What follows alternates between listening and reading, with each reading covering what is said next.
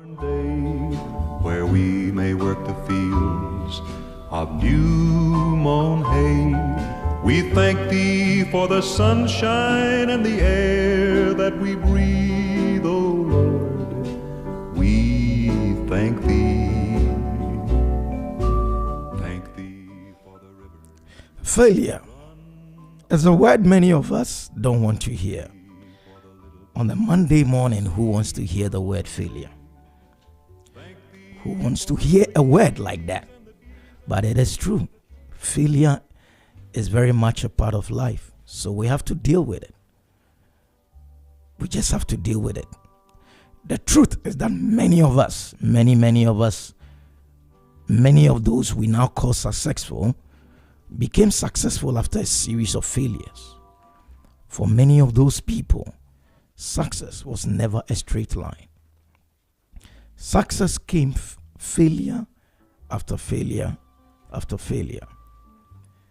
So we can never run away from that word if we want to be successful. We can even safely surmise that failure is very much a part of success. And that is the truth. Someone has said that failure is not the opposite of success, but rather a part of it. Many notable stories began in failure. Henry Ford, failure. He went bankrupt after starting Ford Company Limited.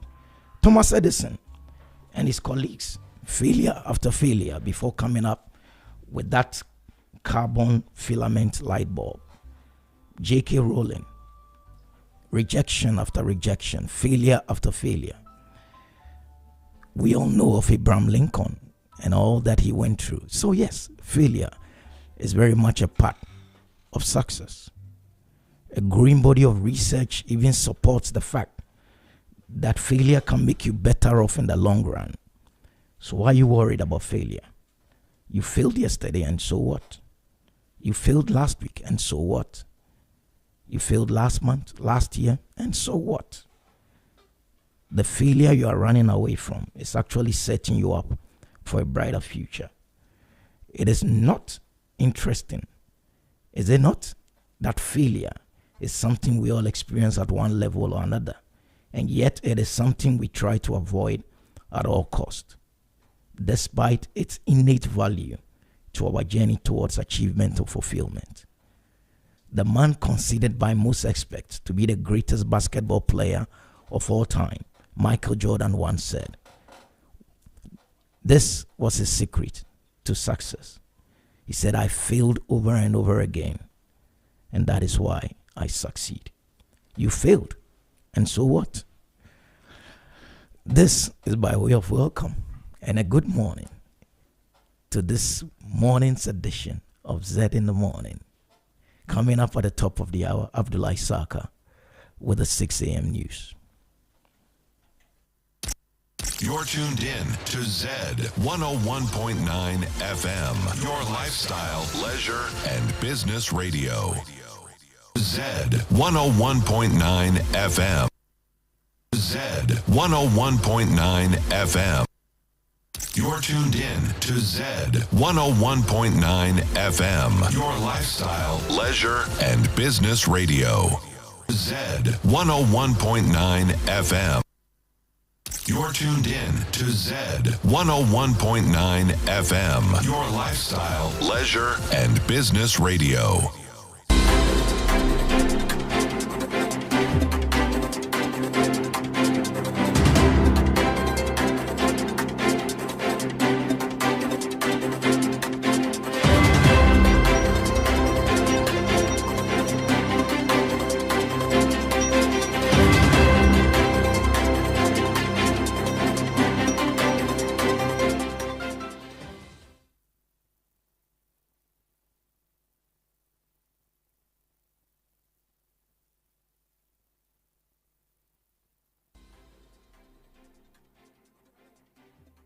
Agitations among truck drivers operating at the Tema port over harassment by ununiformed personnel. We'll tell you more.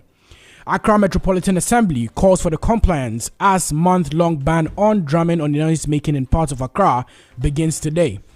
And the Ghana Health Service targets 65% of population immunity from COVID-19 as it encourages citizens to get vaccinated in the ongoing nationwide vaccination campaign. I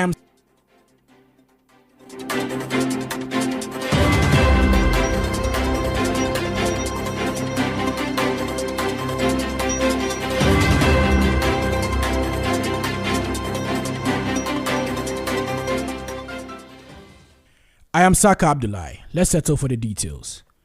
There are agitations among truck drivers operating at the Tema ports, and these agitations have been triggered by incidences of harassment by ununiformed personnel and unlawful detention of the drivers. In an official notice to members yesterday, leadership of the Just Association of Port Transport Union announced a sit-down strike today, pending the resolution of their concerns. Let's get the latest report from our reporter Joseph Atarika, who joins us on phone now. Hello, Joseph. Hi, friend. Yeah. What more can you tell us about these agitations? Well, I must say that yesterday night there was a crunch meeting between members of the Joint Association of Port Transport and also the three transit unions. That's the Burkinabe Transport Union in Ghana, the Burkinabe Transport Union in Ghana, all the three transport unions were all within the meeting held by the authorities, the uniform authorities, the Ghana Customs, as well as the police, in giving them assurance that the harassment that they talk about, which they wanted to stand on and to go to the sit-down strike, they are giving them assurance that they will no longer be harassing them. In fact, the meeting was held late yesterday night, and then one of the leaders from the Burkinabe Transport Union, as well as the Niger, and then that's the Burkinabe, the Nigerian, and then the Malian Transport Union. They gave me the indication that yes, initially they wanted to go on a sit-down strike because authorities within the customs division as well as the police gave them the assurance that their issues will be resolved. They decided to call on the strike. So yes, initially they intended to go on a strike, a sit-down strike, but because authorities from the transit corridors decided to come in, then they have decided to call it off. So, Joseph, the strike will not come on today? Exactly so. So it means the initial intended strike that they wanted to embark upon, it is no longer coming up because of the intervention from the customs as well as the police personnel who normally man the transit borders. They have actually decided to call the strike. In fact, these people we are talking about, the transit drivers, they are the most affected one because they normally carry their cargoes from the port of Tema straight to areas like Burkina Faso, areas like Niger, and other landlord countries.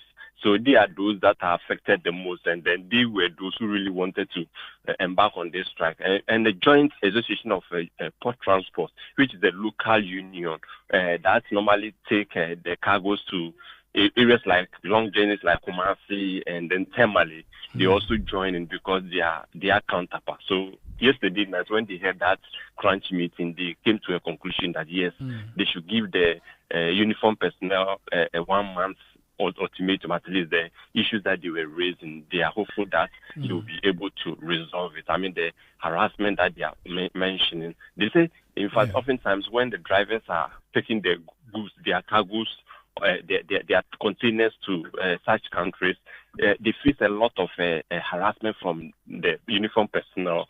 In fact, extortion of money as well as unnecessary attacks. At times, I mean, there was this scenario there. One Mr. Diande Sayuba, who is the Burkinabe Transport Union in Ghana, was telling me yesterday night that there was even one driver who, when he was going to this landlord country, then the uniform personnel had to stop him, and then he couldn't stop. Initially, he was thinking he was, the one who was stopping him was an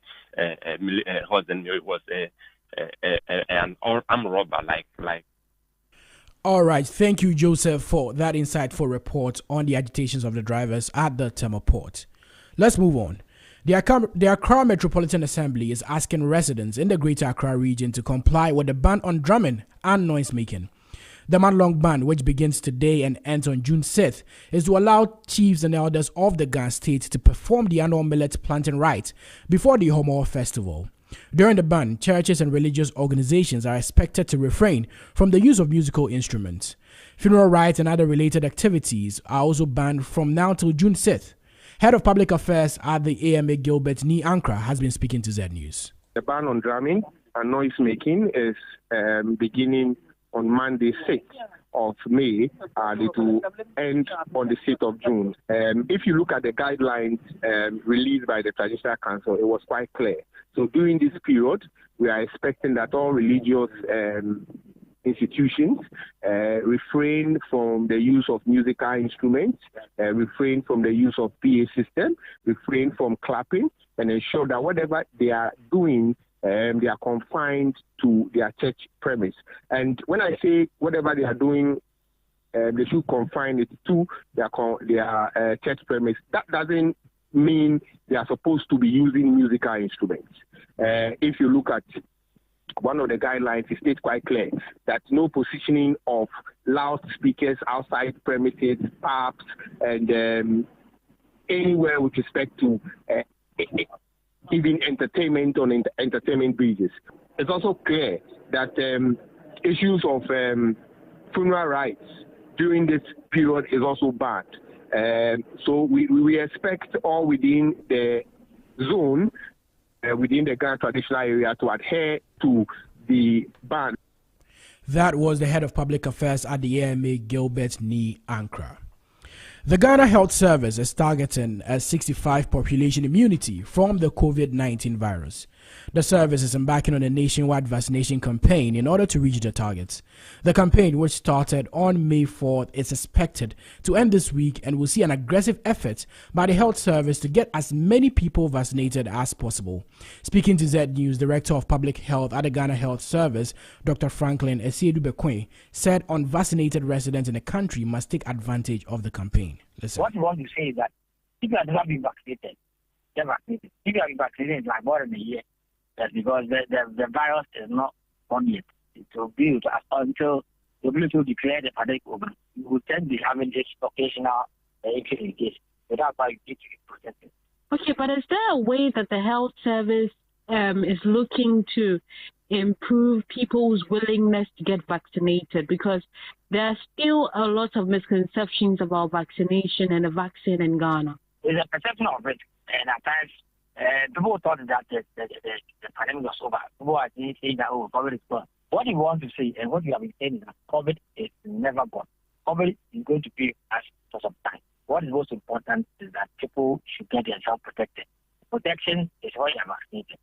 We should minimize this discussions on minimal side effects and focus on the benefits. I mean, vaccines are benefits, so you may have a few adverse effects, but the benefits of vaccination far override this one or two adverse effects. What targets are you looking at reaching with this vaccination drive that you are organizing until the end of the year? What population immunity targets are you looking at? Yeah, if you get it fine, we will be fine. I think that we need to be realistic. You know, now that the drive is not there, so we need to be realistic about our tactics. And I think that if you get like 65% of the population vaccinated, to minimize the threat of possible certain cases. That was Dr. Franklin Esiedu-Bekwin of the Ghana Health Service. Away from that story, Member of Parliament for North Tongue, Samuel Okudzeto-Ablakwa, is alleging that staff interdicted for their involvement in the cocaine smuggling scandal at the Kotoka International Airport are being paid part of their salaries. According to the NP, intercepted letters reveal that staff are being paid 2/3 of their salaries while on interdiction. In a post on social media, Samuel Okudzeto-Ablakwa said the decision is ridiculous. Let me take you through some of the excerpts of the post. Intercepted letters of interdiction in the ongoing Ghana Airport cocoa smuggling scandal reveal that key suspects are enjoying 2/3 of their salary while on interdiction. This is absolutely ridiculous and does not serve as sufficient deterrence to other operatives at the Kotoka International Airport who may be tempted to engage in such egregious conduct. My outrage is also premised on the fact that whereas the state can refund salaries to interdicted suspects who may be acquitted, it is virtually impossible for the state to retrieve these salaries from those found complicit. the questions we ought to be asking. What makes airport officials in Belgium see what Ghanaian airport officials refuse to see despite the massive investment at Terminal 3? Why are some Ghanaian airport operatives not scared of consequences and aiding cocaine smugglers? Who are their enablers in high places? Ghana ought to immediately adopt a strict and uncompromising attitude in the war against drug smuggling, which we are disgracefully losing in recent years with dire international implications. We must usher in a new era at our airports where all officials from the board, management, staff to other attached operatives recognize that there is a heavy price to pay, not this practice of go and sit home and enjoy 2/3 of salary for no work done.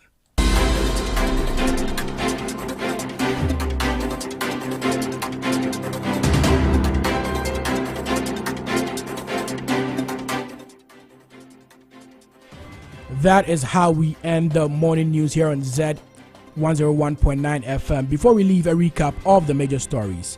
Agitations among truck drivers operating at the Tema port over harassment by ununiformed personnel. Accra Metropolitan Assembly calls for compliance as month-long ban on drumming and noise-making in parts of Accra begins today. And Ghana Health Service targets 65 population immunity from COVID-19 as it encourages citizens to get vaccinated in the ongoing nationwide vaccination campaign. I am Saka Abdullahi. Jerry Ham continues with Zed in the Morning.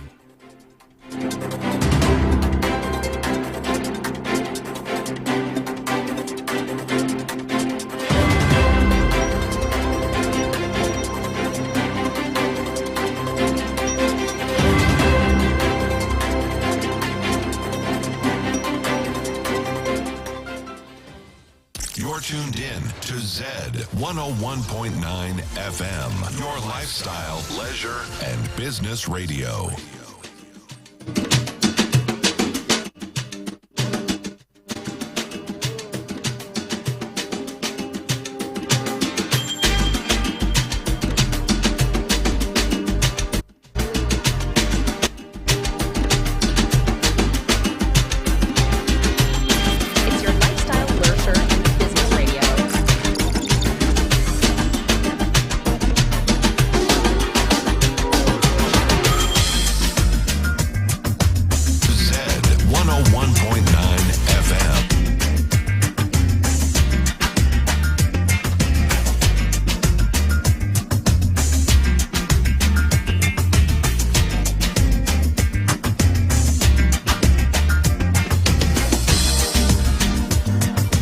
Swift to its close ebbs out life's little day.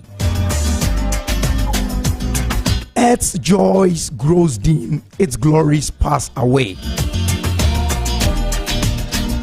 Change and decay in all around I see. O thou who changest not, abide with me. To the God who abode with us throughout the weekend and has brought us back to do his will, we are most grateful. To the God who changeth not, even when things around us are changing, we say, Father, thank you. Good morning, lovely people. New week, new day, same show.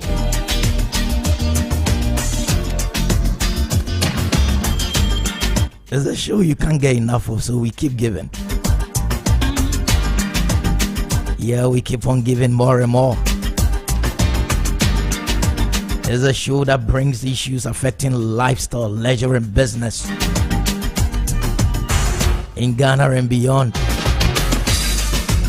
We tackle the top stories of the day. We just don't inform on this show, we educate as well. We speak to those who really know what they are talking about. Those are the center of the issues.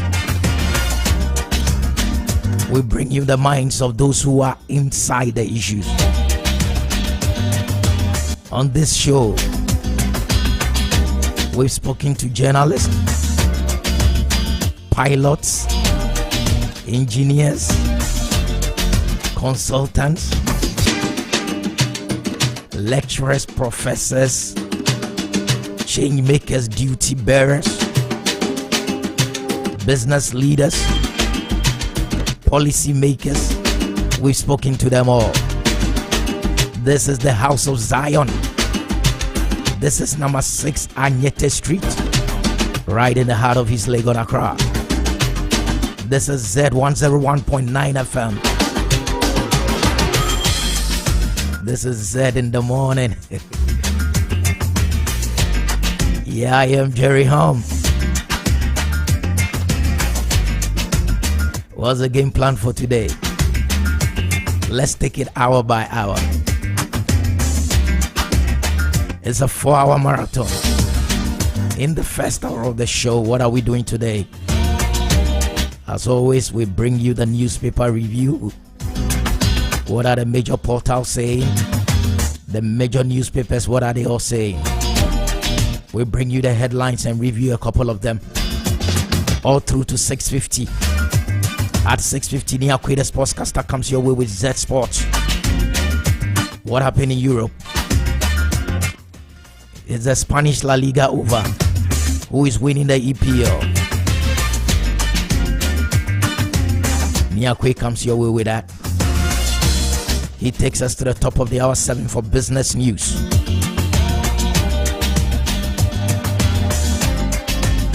This is Z101.9 FM. This is Zed in the Morning. This is a Monday morning edition of the show. Monday the 6th of May. Let's get the show started.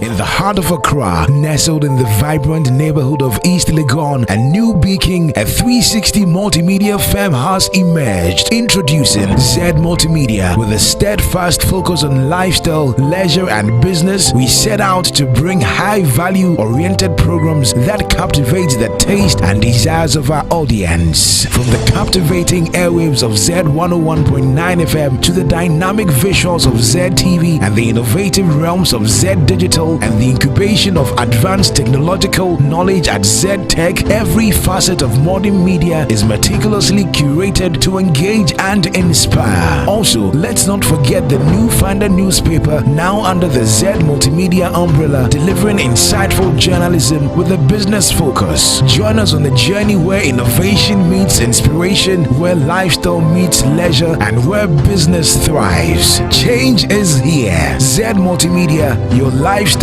leisure and business platform.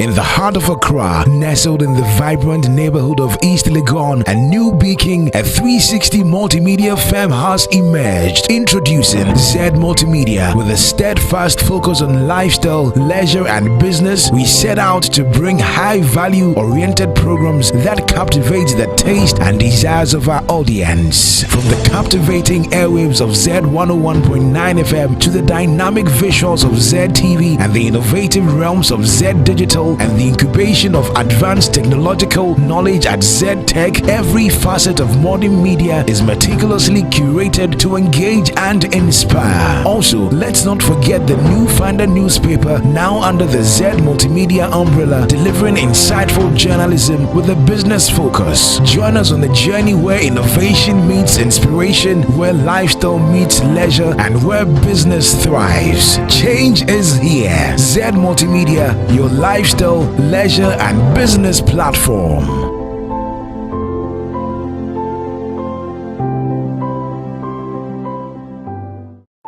In the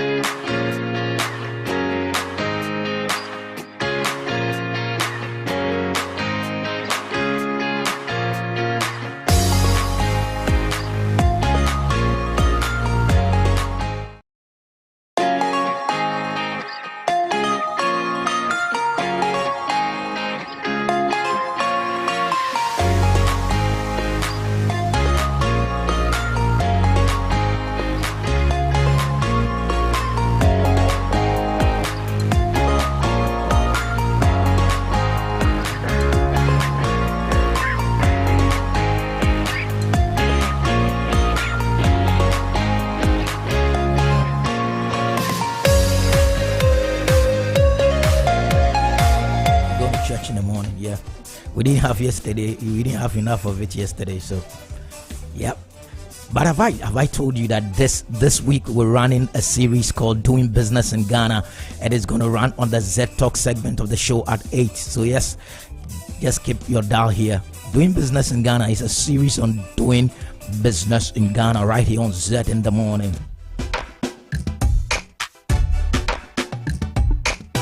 Yeah. News headlines and reviews with Mr. Emmanuel Boateng and Bole Bote. Good morning, ladies and gentlemen.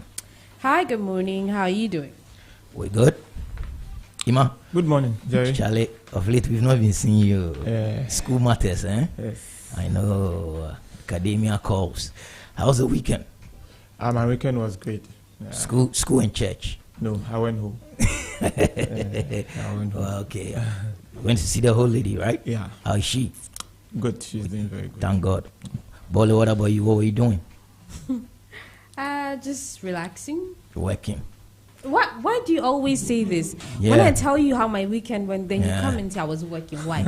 Z Newsroom. That's all you do, work. Oh no, we do have life outside work. No, not you, not Saka, not all of you.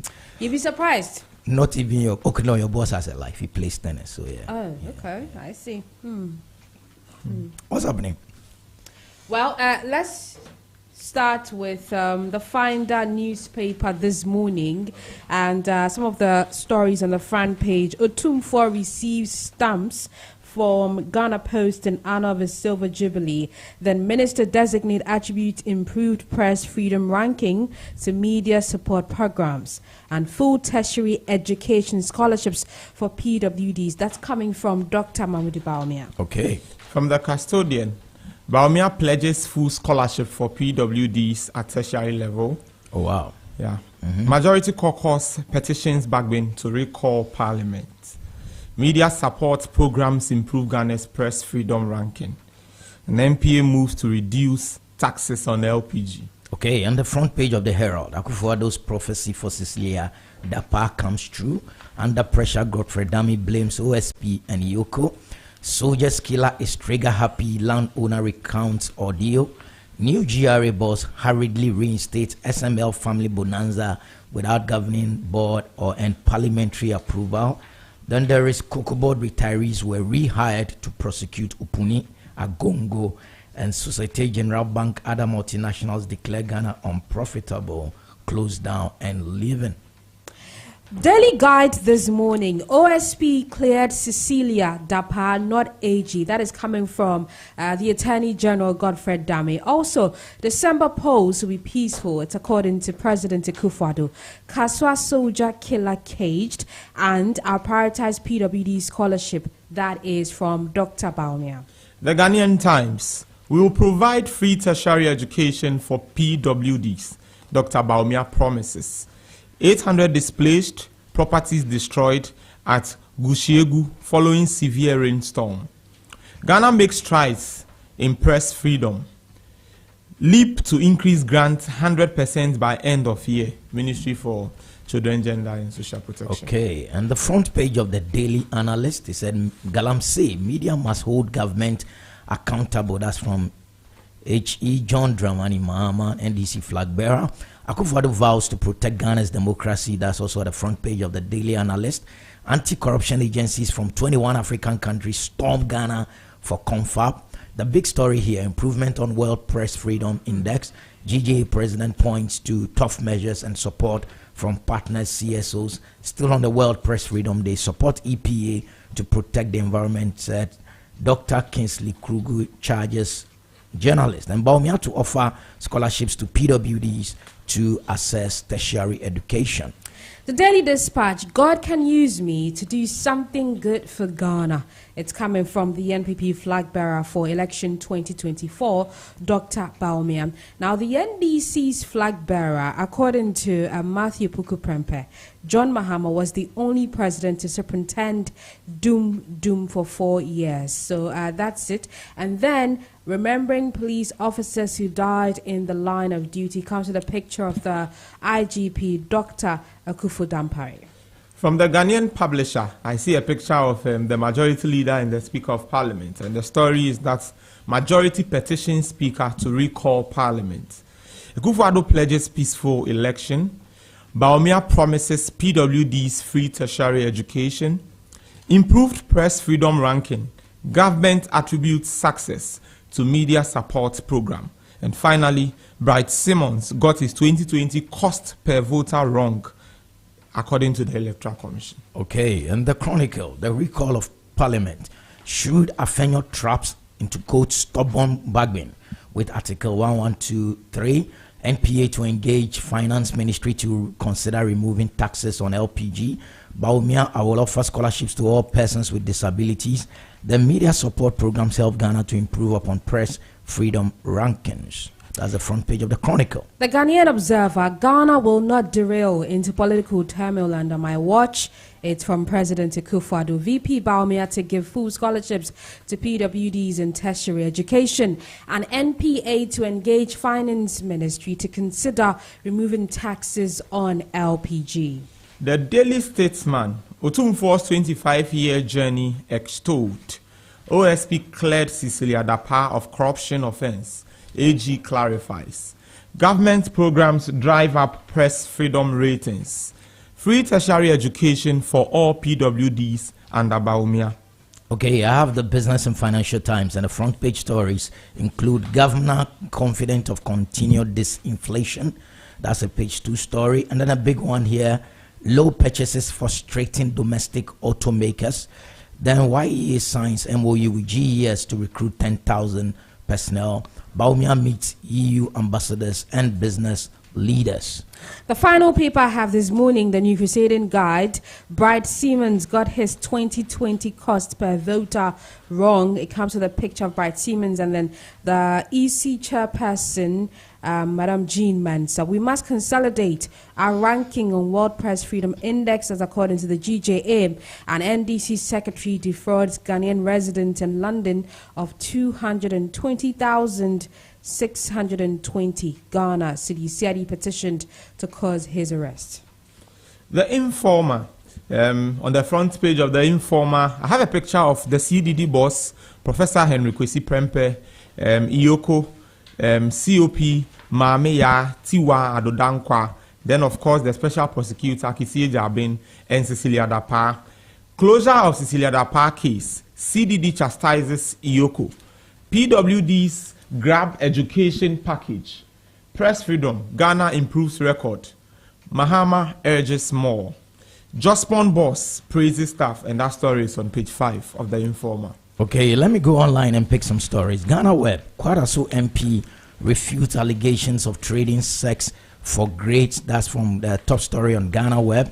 NorthernReports.com, the top story is Treasury beats 2.96 billion Ghana cedis T-bill auction target by 504 million Ghana cedis.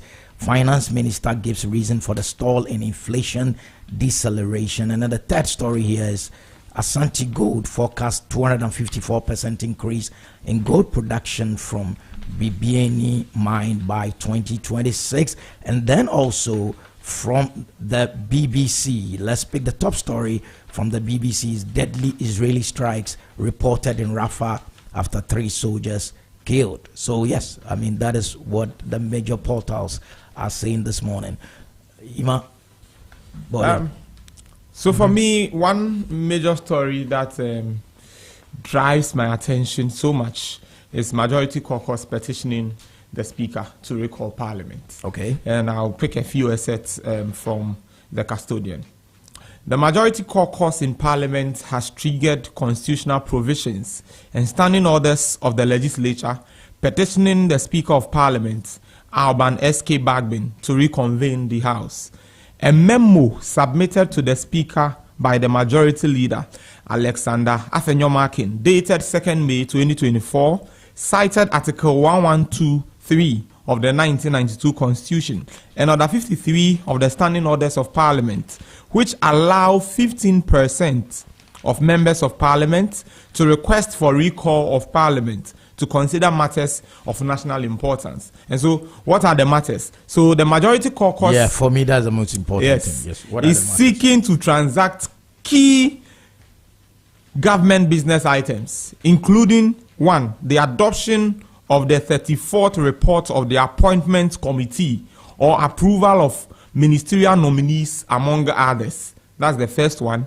And other businesses to be considered include additional financing agreement between government of Ghana and the IDA for an amount of $150 million to finance the ongoing Greater Accra Resilient and Integrated Development Project. Then a request for tax exemption for some selected beneficiaries under the 1D1F program. Yeah, so I think essentially these are some of the key things that when Parliament reconvenes, they seek to look at. Okay, but these are important matters. Yeah, they are. Yeah, but I'm concerned why Parliament has not been reconvened as of yet. I don't think it's out of the ordinary that it's been over a month and then Parliament hasn't resumed sittings. But then, interestingly, the majority taking this route, and before even the presser that they held on Friday, there had been concerns from some of their members that the Speaker was delaying the recall of the House. We do know that the minister designates that were appointed by the President and some of whom have been vetted are yet to be confirmed. Exactly. Because Parliament is yet to reconvene. And I'm sure these are all some of the issues that's pushing the majority. I mean, is that not the to call for the main reason? Speaker. Well, yeah, exactly.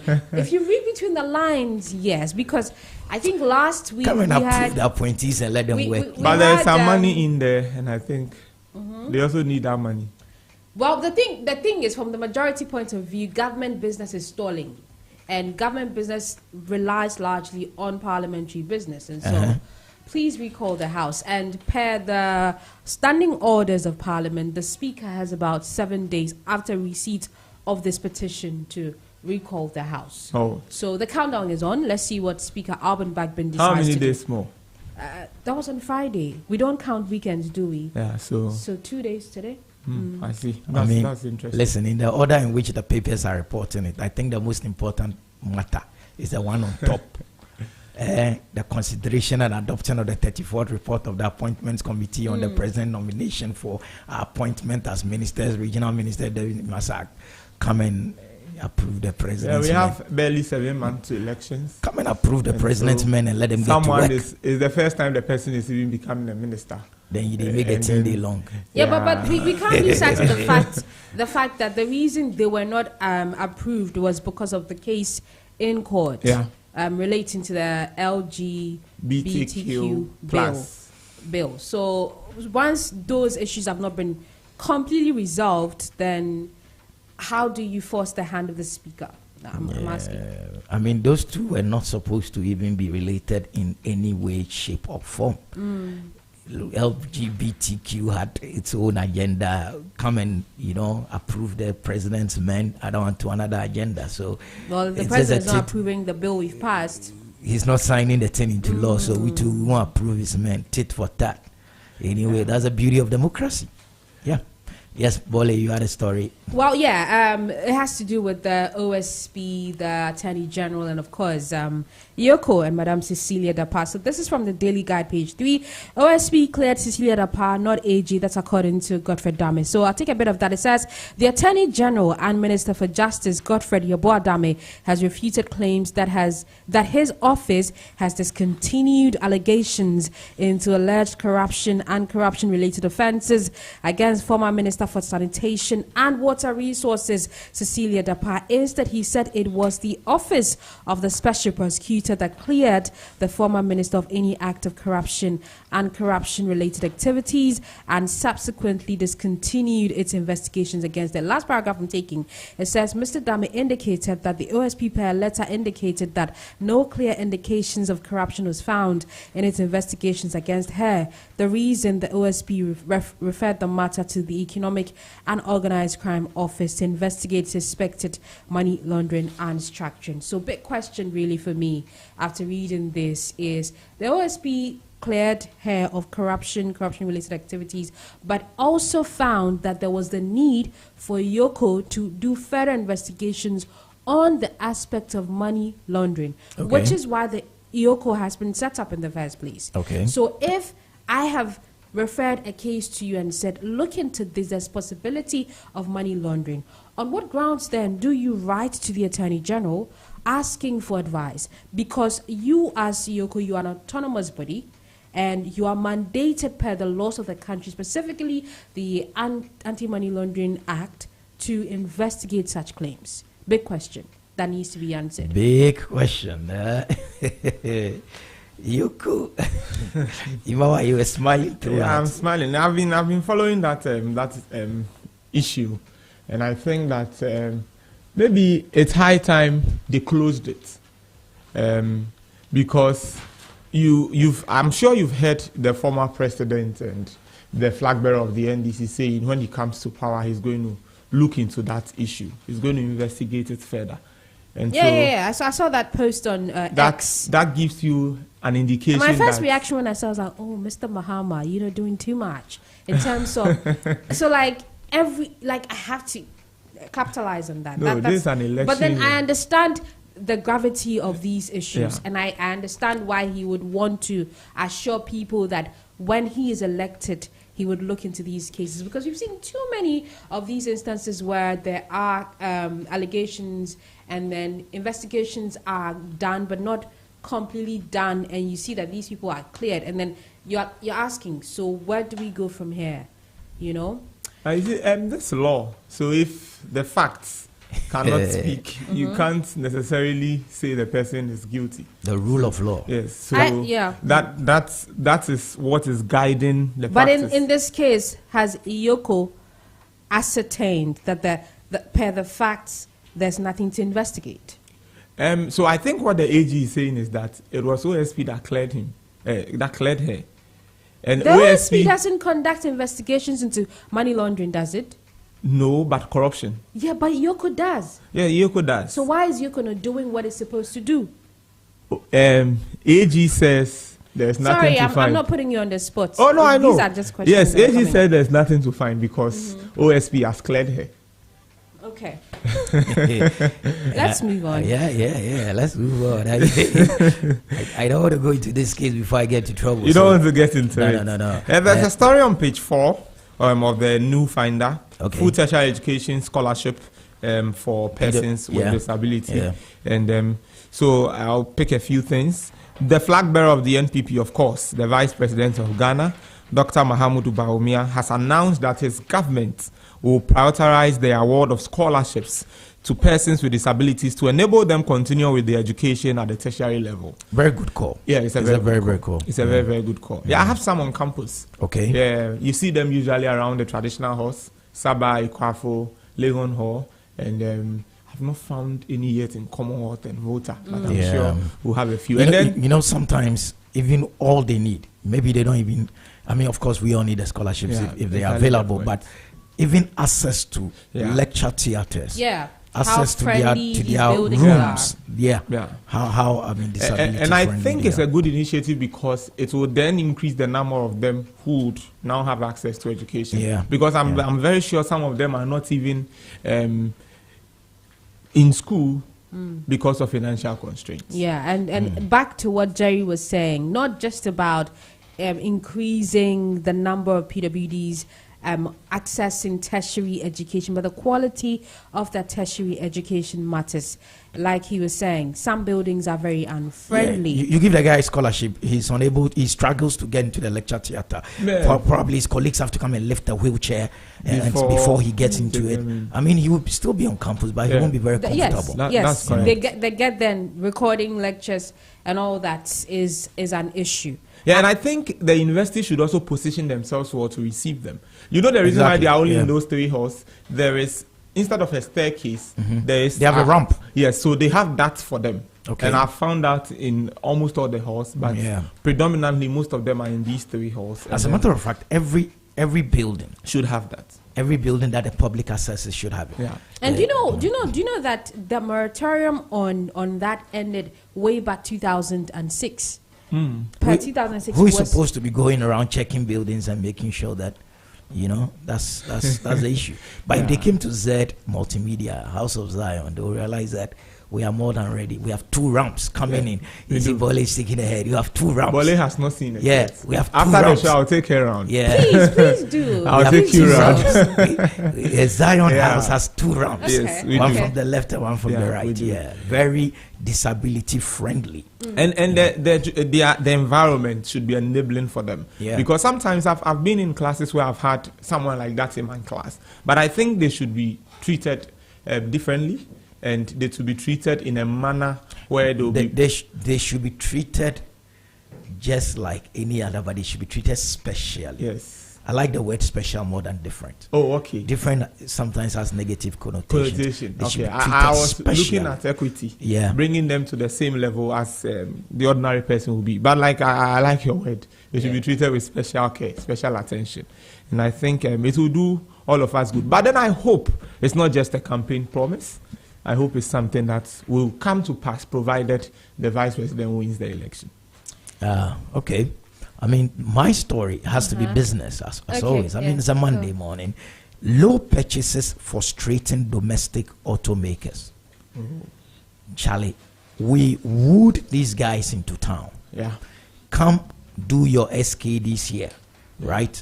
SKDs being semi-knocked down, right? So it means that the parts come, we assemble here and all that.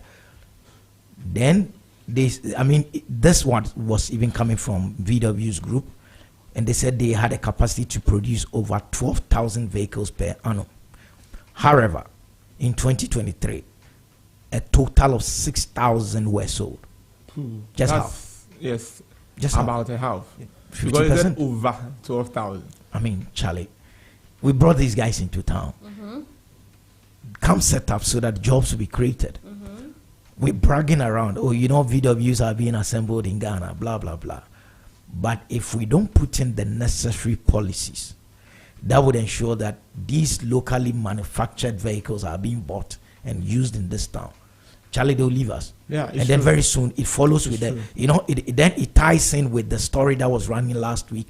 And even during the weekend, Glovo is leaving. This brand is leaving. Yeah. And then before we could realize, this SG2 is about to join. Yeah, things are actually leaving. Yeah, I read a story of Social. And so these things don't look good. They don't look good for the brand Ghana. That if international companies are coming here and they are living. But you see, there is also the problem with the politicization. They are not living because only Ghana is terrible. For instance, Susite wants to leave the Africa business. You cannot say Ghana. Yeah. If Glovo says I'm leaving, it's probably something to do. But Ghana, anything, you spoil the economy. That's why they are leaving. I mean, come on, man. Yeah. But it is also important that government puts in place policies that will ensure that at least 12,000 vehicles. Yeah, but Jerry, if you produce, sales drives your revenue. Of course. And so if you produce and you are selling just about 50% of what you've produced, Charlie, maybe you will not be able to even cover your variable costs in a short run. Okay. I mean, it all comes down to the ease of doing business in Ghana, and I'm actually really glad that we're having that conversation on Zed in the morning. Today, Zed Talk is launching a series on doing business in Ghana. It's coming up from the 8 to 9 stretch. Okay. And we're bringing some very smart people to come tell us about doing business in Ghana.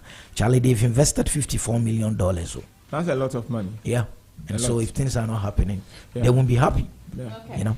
Let's this story that I think we should definitely talk about. It's Dumso Mahama, the only president to superintend Dum for 4 years. That's according to Energy Minister Matthew Puku-Prempeh. So a bit of that, it says Minister of Energy Dr. Matthew Puku-Prempeh has once again criticized former President John Dramani Mahama for the erratic power outages that occurred during his administration. He jokingly referred to the phenomenon at the time as Dum, a play on the local term for outages known as Dumso. The criticism arises amid a resurgence in electricity supply problems, which has become the cause of concern for many Ghanaians. Now, my only take about this is, and for him, Matthew Puku-Prempeh, listening to him, it just shows how insensitive and dishonest he is about the issues we are facing in the energy sector. And it's telling me that there's a great divide between when politicians are seeking power and how they preach accountability, transparency, and when they actually get the power and how they neglect and are insensitive to the plight of the very people who elected them to rule. Because you cannot tell me, the doomsday means lights go off, come on. Is that not it? That's it. So you cannot differentiate between doom, CSA, please. So long as there's a doom. Please. Yeah, but when I listened to him, I found some politicking in there. It's always been politicized. Yeah. Instead of what she's saying, that's accountability on what has been done, what is happening, and how we are getting out of that. And then you have the president saying Doomsday has ended, but then people are sleeping without lights. Yeah. Actually, the reason why I came to campus very early yesterday was because there was light out. At home? Yes. So and I know campus. So you left your mom. Take over. You left your mom. Away. I left. You left your mom. Your mom in was there. almost ready. I told them I can't wait. My laptop was 6%. And I was analyzing some data. I just had to leave. You see, he left his mom in there. President, I left my fufu. I think that's the... What has the president got to do with Iman's fufu? He was the one who said that doomsday is over. Somebody can't eat food because of doomsday. I think it's not. I came to eat rice. Anyway, thanks so much for coming through, Mr. Emmanuel Boateng and Volleyball. We're here with us to do the news headlines and review them. Anyway, it's getting to 6:50, just a minute to go. What happens at 6:50? It's a sports caster coming your way with Zed Sports. Niakwe telling us what happened in Europe, in Ghana, and all over the world in the world of sports. Let's listen. Williams, Kudos, the Korean joy did not last for long.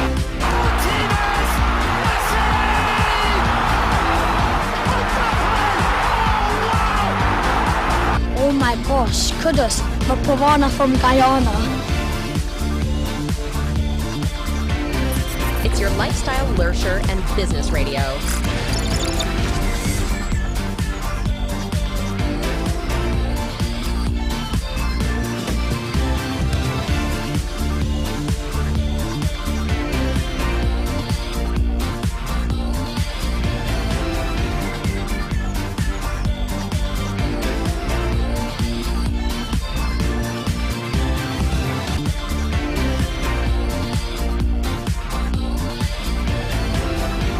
Zed 101.9 FM.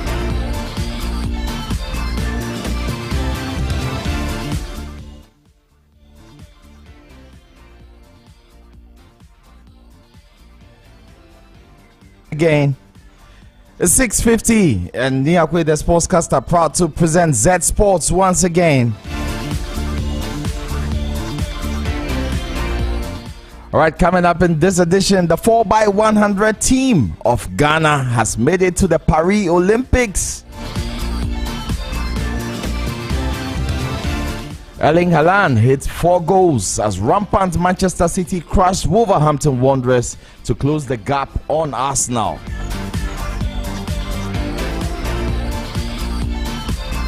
And in La Liga, coronation for 36-time champion Real Madrid after Barca's defeat at Girona.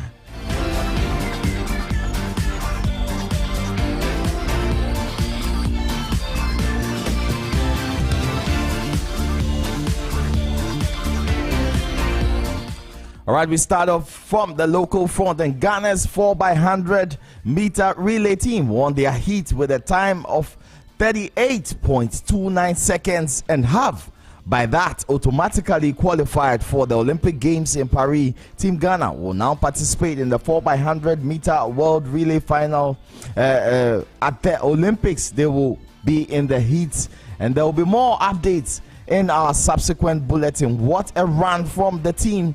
It was a really crucial one, because prior to that they had dropped the baton in the first heat on Saturday. Ibrahim Husseini started, of course, went through his dry faces and then hit the top end speed, passed on to Isaac Botsio. Benjamin Azamati took over, and then Joe Paul Amoah finished the race. The splits for their various times was 10.69 seconds for Husseini, 9.13 seconds for Botsio. Benjamin Azamati ran 9.35 seconds, and Joe Paul Amoah ran 9.12 seconds.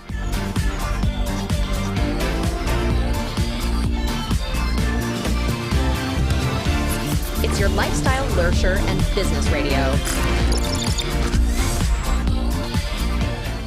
They were just 200 shy of the national record, 38.07 seconds. And that means we are expecting great things from Team Ghana at the Olympic Games. And to think of it, 36.85 for the world record by Jamaica seems amazing looking at the speed our guys went. Congratulations are in order to Team Ghana.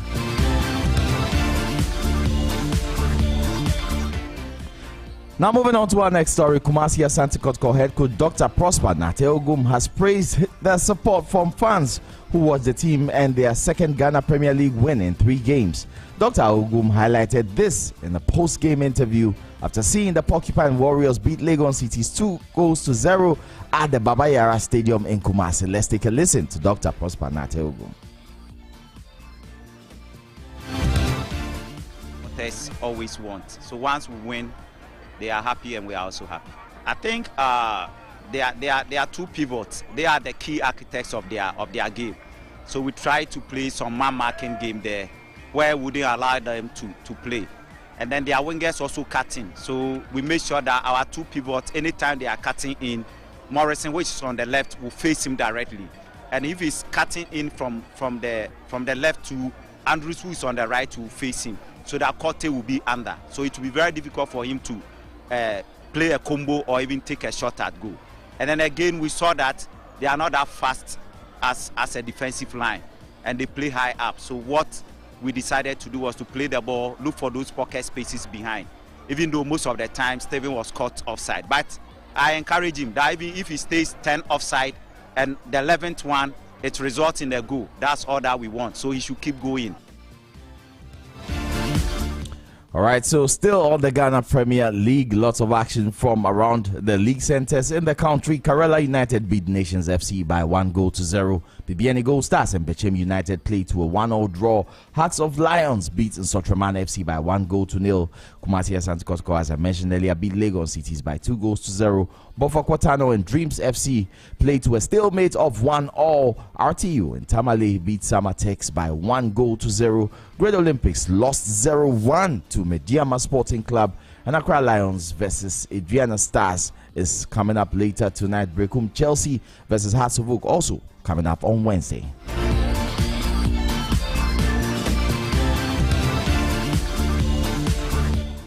This is Zed Sports on your favorite dial 101.9. We are moving to the international front where big stories are making the rounds. Mikel Arteta was delighted with the way his side dominated Bournemouth, especially in the first half as Arsenal ran out 3-0 winners. Kai Havertz won a hotly disputed penalty converted by Bukayo Saka in the closing stages of the first half.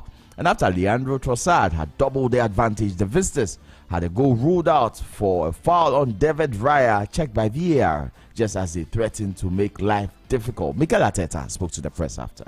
Yeah, the performance, I think it was extraordinary, especially the first half and then some part of the second half. The way we played the first half, the way we played, the courage that we showed, how positive the team was in a reaction. It was really impressive. It should have been much higher score at halftime, and then yeah, very pleased obviously with the result, with another clean sheet. So yeah, good day. Yeah, it was, and obviously not scoring more goals in the first half is always the case. That team is going to react.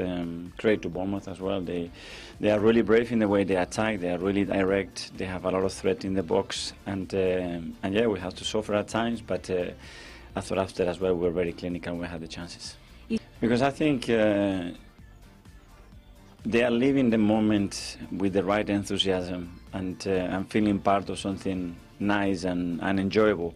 And they say we're going to do everything that we can. You know, we've done it for 1.5 months. Let's keep doing it for the last few weeks of the season, and I feel that energy within them.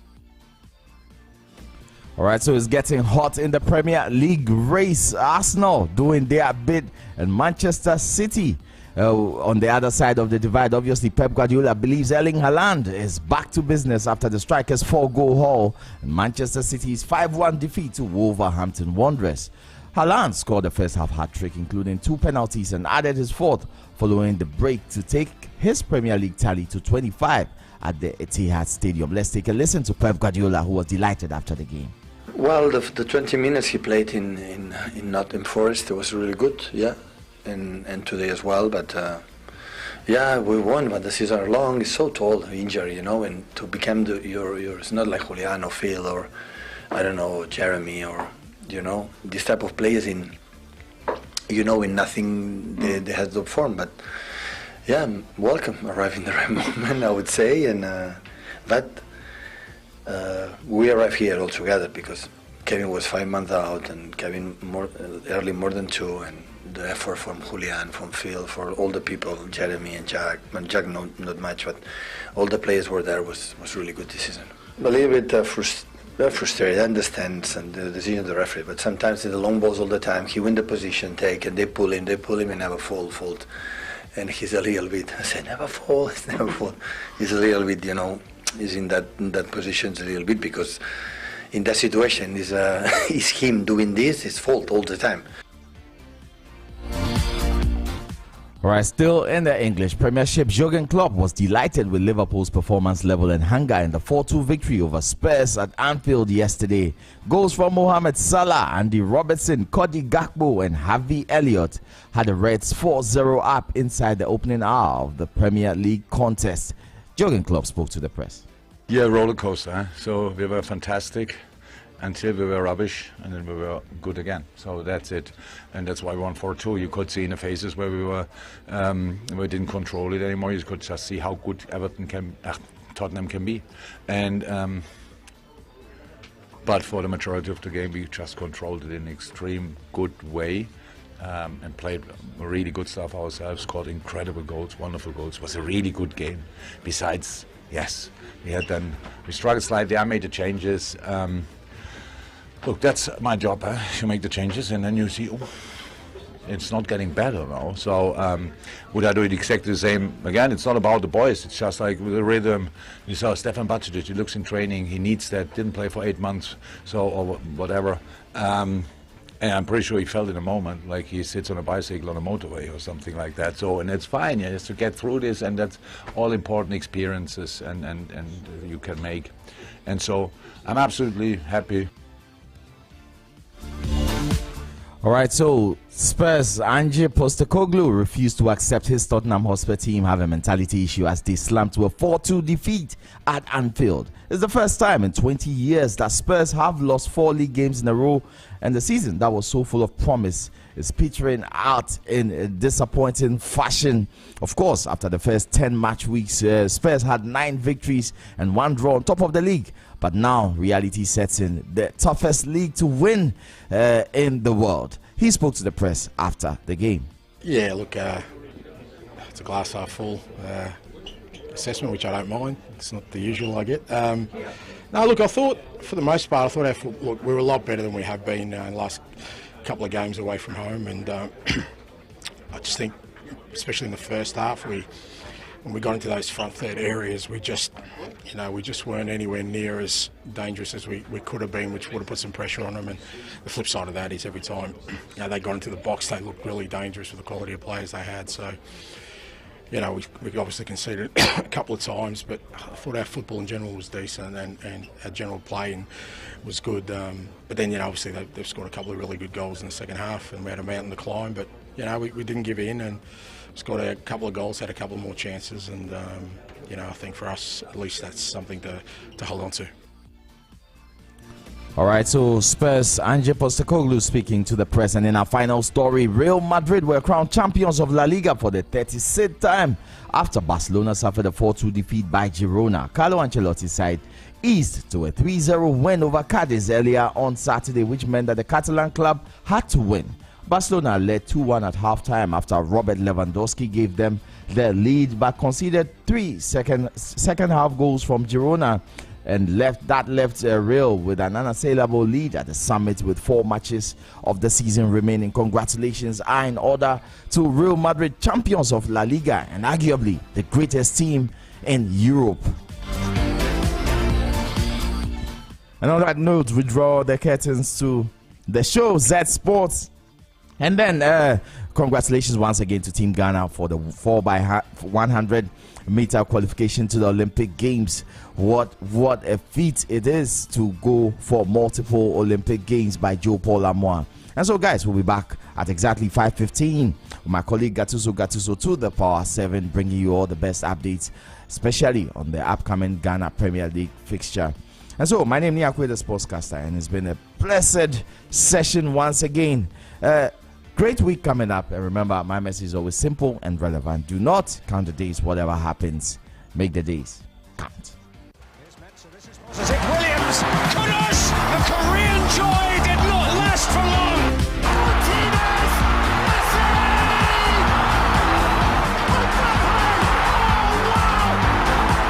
Oh my It's your gosh, lifestyle. Kudus, the piranha from Guyana.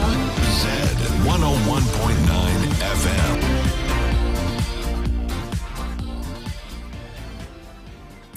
It's your lifestyle, leisure, and business radio.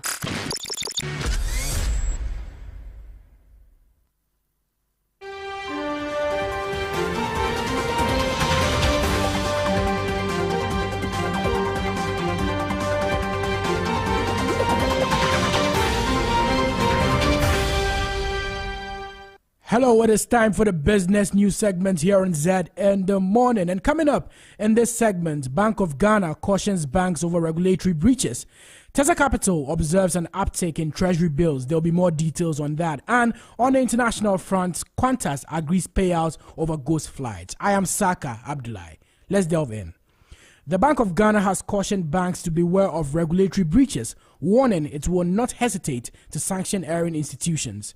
Governor of the bank, Dr. Ernest Addison, lamented infraction by banks in spite of the vigilance by the regulator. Dr. Addison said the central bank had recently been compelled to sanction banks which had breached its guidelines.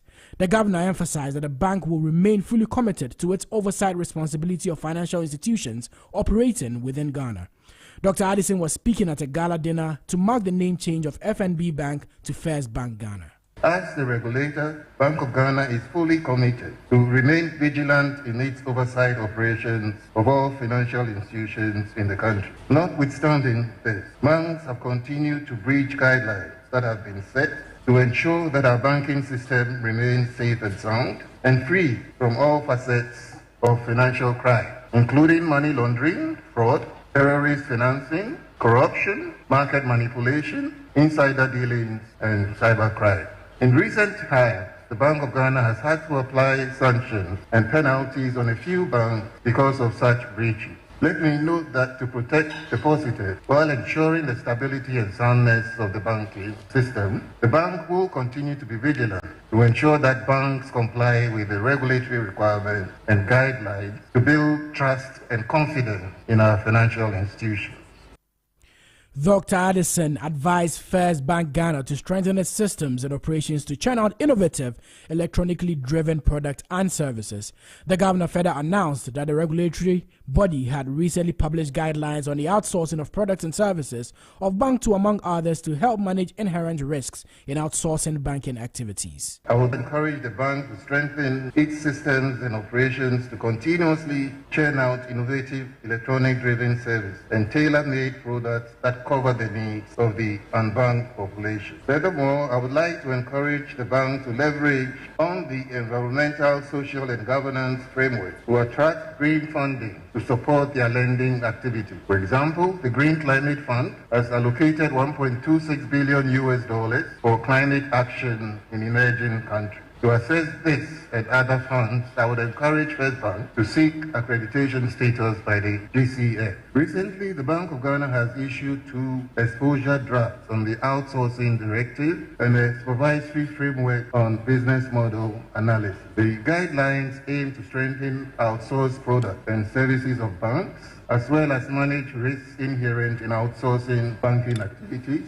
and ensuring the viability and sustainability of the business models of banks, respectively. These are issued to ensure a resilient, stable, and sound financial system while also complying with the Basel Committee on Banking Supervision Standards and Guiding Principles, which is the primary global standard for prudential regulation and supervision of banks. That was the governor of the Bank of Ghana, Dr. Ernest Addison. Government raised 3.5 billion cedis, exceeding its 3 billion cedis target due to increased demand for treasury bills. Yields continued their downward trend, while the cedi experienced a decline against major currencies. However, Ghana's stock market composite index saw a significant increase of over 4%, reflecting a positive development in the financial markets. Let's turn to Tessa Capital for a comprehensive update in Ghana's financial markets performance last week. Welcome to a recap of the markets, brought to you by Tessa Capital Limited. During the period under review, demand for treasury bills saw an uptick. The government raised 3.5 billion cedis, surpassing the target of 3 billion cedis. This reflected an oversubscription rate of 17.07%. The government accepted all the bids tendered for the 91-day, 182-day, and 364-day treasury bills during last Friday's auction.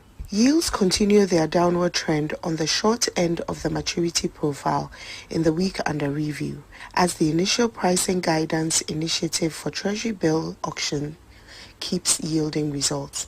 The 91-day bill declined by 10 basis points to clear at 25.45%, while the 182-day and 364-day bills dipped by 25 basis points to clear at 27.40% and 28% respectively. The Ghana cedi weakened further in the week under review against the USD, GBP and the Euro. The cedi depreciated by 1.62%, 2.28% and 2.39% against the USD, British Pound and the Euro respectively.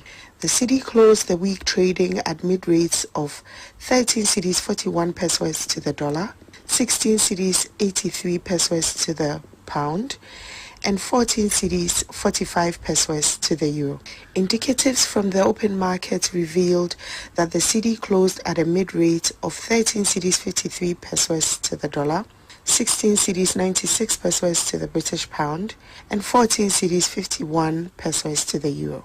The GSE Composite Index increased by 4.17% in the week under review, as MTN, Ghana, and BOP boosted a 146.16 point increase in the index. The index closed the week at 3,650.41 points, with a 16.62% year-to-date return. Market activity, as indicated by traded volumes, experienced a notable decrease during the period. A total of 992,584 shares valued at 3.5 million cedis were traded, reflecting a 76.03% decline in traded volumes compared to the previous week. We expect the financial stocks and the ICT to drive performance in the index in the week ahead. This brings our review to an end, and from all of us at Tessa Capital, make it a great day. Visit us online at www.tessacapital.com or call us on 050-154-6859 for more information. Tessa Capital, grow your wealth.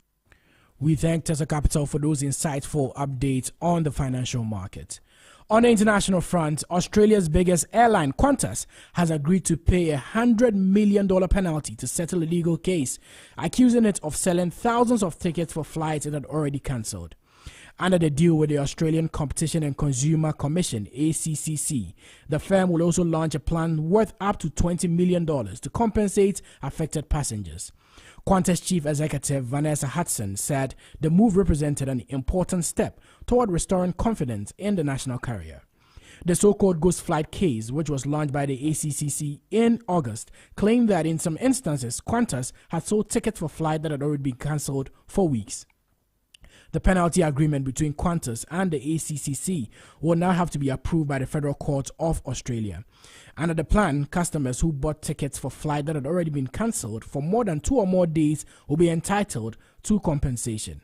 Hudson also said the company had revamped its processes and invested in technology to avoid a repeat of the problem. Qantas was facing a series of scandals and legal cases when Ms. Hudson became the first woman to lead the airline. Her predecessor, Alan Joyce, led the company through the 2008 financial crisis, the pandemic, and record fuel prices. However, by the time Mr. Joy stepped down in 2023, Qantas was facing growing public anger over expensive airfares, mass delays and cancellations, and its treatment of workers. That is all we have for business news this morning. Before I go, a recap of the major stories. Bank of Ghana cautions banks, over regulatory breaches. Tesla Capital observed an uptick in treasury bills over the past week, and Qantas agrees to pay out over ghost flights. I am Saka Abdullahi. Jerry Ham continues with Zed in the Morning.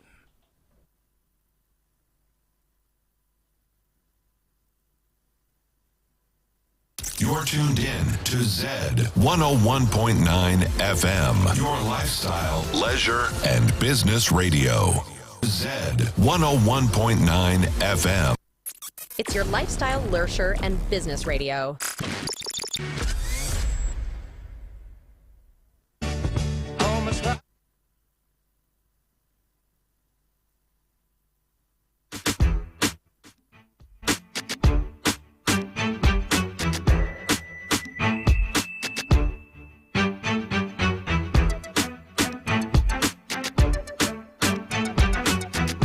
It's your lifestyle, leisure, and business radio.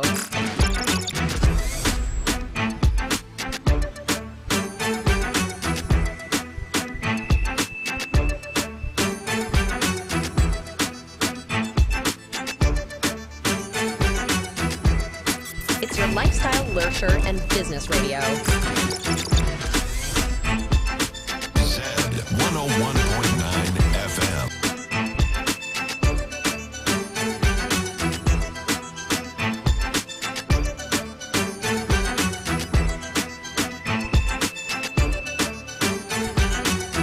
Yeah, you're welcome to the second hour of the show.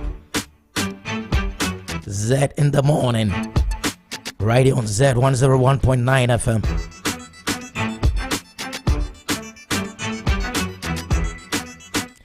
Investing in a business requires capital, and I hope you know that. You know that. And as a business person, you've put in all the required capital. You've done everything you think you have to do to make sure the business succeeds, but things are not working well. Could it be because you are not placing your brand before the right target audience? The market is not really aware of you. Why? Because advertising rates are really exorbitant elsewhere. This is why ZFM and the New Finder newspaper have come together to give you an exclusive advertising package. Call 0544 right now. 0544 351019. 0544 351019. Call and get this exclusive advertising package brought to you in partnership with ZFM and the New Finder newspaper. It will be amazed. You'll be amazed at the power of this two media brands coming together. They want to be the voice of your business. So call right now. The number once again is 0544 351019. 0544 351019. And you'll be amazed. You are home listening to us this morning on Zed. It's a Monday morning. It's 7:15. Everybody's going to work. Why are you home? You have experience, you have the expertise, you have the skill set in the area of sales and marketing. Call this number. There is a job waiting for someone like you. 0544 351019. 0544 351019. I hope you've copied this number down. Let me give it to you once again, because this could be the job that you've been looking for. 0544 351019. Yeah, have you heard of it? Have you heard of it? If you haven't, let me tell you about it. How was your childhood like? What was your relationship with your mom? She beat you? Of course, expected. What do you think? African moms don't joke. Yes, did she ever deny you anything as well? No, she didn't. Moms are amazing. They're actually angels walking on this earth. Did your mom attempt to sell any valuable item just to make sure your school fees were paid? Mine tried, yes. So we have all great childhood stories. Well, it's time you tell us about your childhood with your mom, especially. It's Mother's Day. Mother's Day is just around the corner. So on Sunday, 12 May 2024, Z101.9 FM offers you an opportunity to win a fantastic prize by participating in the Mine Unforgettable Mom promotion to celebrate your mom, your guardian, or a mother figure by writing a tribute to Z 101.9 FM in not more than 50 words telling us about your unforgettable mother. Send the script on the WhatsApp line 0544 32 1019 0544 32 1019 by the 9th. Make sure it gets to us by the 9th of May 2024, and the stories will be shortlisted and 3 winners will walk away with awesome prizes for your mom or mother figure in your life now. So call at send it right first. Write that 50-word tribute and then send it to 0544 321019. My Unforgettable Mom is sponsored by Sonotech Medical and Diagnostic Center and Best Western Premier Accra Airport Hotel. My Unforgettable Mom promotion on Z 101.9 FM, celebrating motherhood. Mother's Day is just around the corner. Strength of a woman. Strength of a woman. Success music. Why don't I want God? In the heart of Accra, nestled in the vibrant neighborhood of East Legon and New Beacon, a 360 multimedia fam has emerged. Introducing Zed Multimedia. With a steadfast focus on lifestyle, leisure, and business, we set out to bring high-value oriented programs that captivate the taste and desires of our audience. From the captivating airwaves of Z 101.9 FM to the dynamic visuals of Zed TV and the innovative realms of Zed Digital and the incubation of advanced technological knowledge at Z Tech, every facet of modern media is meticulously curated to engage and inspire. Also, let's not forget the new Finder newspaper, now under the Z Multimedia umbrella, delivering insightful journalism with a business focus. Join us on the journey where innovation meets inspiration, where lifestyle meets leisure, and where business thrives. Change is here. Z Multimedia, your lifestyle, leisure, and business platform.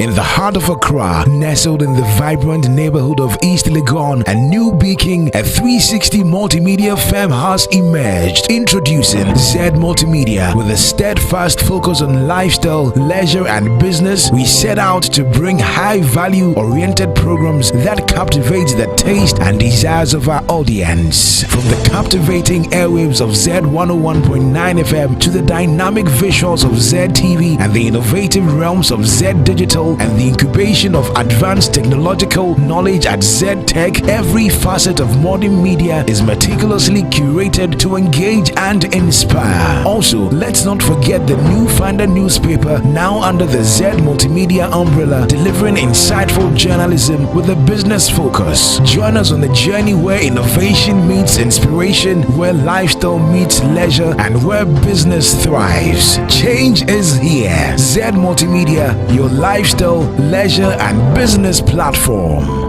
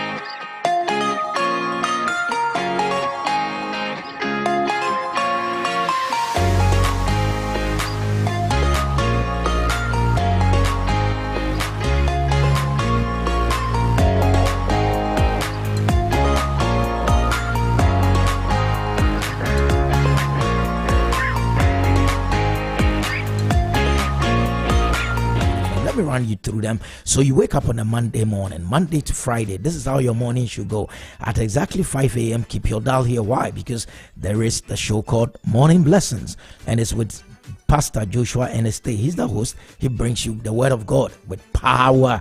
That is at 5 a.m. Then right after that at 5:30, Living Word with Dr. Mensa Otabil. Mondays to Fridays at 5:30. Yes, you would have to keep your dial here as well. Living Word with Dr. Mensa Otabil, 5:30 a.m. Then after that brings us to 5:55. You know, that's Zed in the morning, and I come your way. Then at 10 o'clock, when I am done at 9:55, taking you to 10. NYA, the brand, comes your way with the brighter side. Mondays to Fridays, 10 a.m. to 1 p.m. You don't want to miss that. Let that be the order of your day. Then in the afternoon at 3 p.m. to 7 p.m., Highway 1019 with Ofuru Oyo and Ngozi Boateng comes your way right here, Z 101.9 FM, 3 p.m. to 7 p.m. Highway 1019. That is the drive that takes you after work and takes you home safely. Are you also aware that we have some legends right here on Z 101.9 FM? Country Express with Tommy Annan Forsen. It comes your way Sundays 10 a.m. to 1 p.m. and on Wednesday 7 p.m. to 10 p.m. right here on Z 101.9 FM. Country Express with the legend, the man they call King of Country, Tommy Annan Forsen. You also have to keep your dial here on Tuesday, every Tuesday, 1 p.m. to 2 p.m. It's a 1-hour show called I Have a Story to Tell with Honorable Fritz Buffo. Yes, that Honorable Fritz Buffo you know of. He's hosting amazing Ghanaians, doing amazing stuff. I Have a Story to Tell, that's the name of the show on Z 101.9 FM. Then on Saturdays at 8 a.m. every Saturday, right here on Z 101.9 FM, it's time with Professor Stephen Adai. Yes, he's speaking to us on the theme abundant living. You want to tune in and get nuggets of wisdom that will make your life worth living. Also on Sundays, Z Gospel Group with DDM every Sunday 6 a.m. to 10 a.m. comes your way right here on Z 101.9 FM. Z Gospel Group with DDM.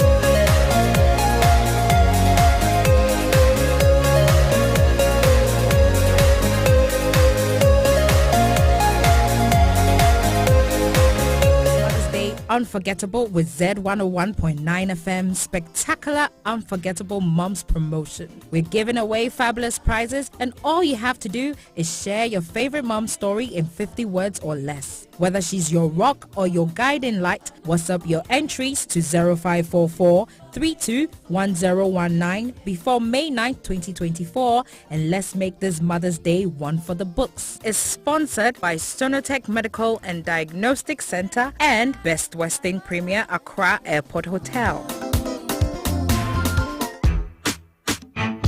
It's your lifestyle, leisure, and business radio. Zed 101.9 FM.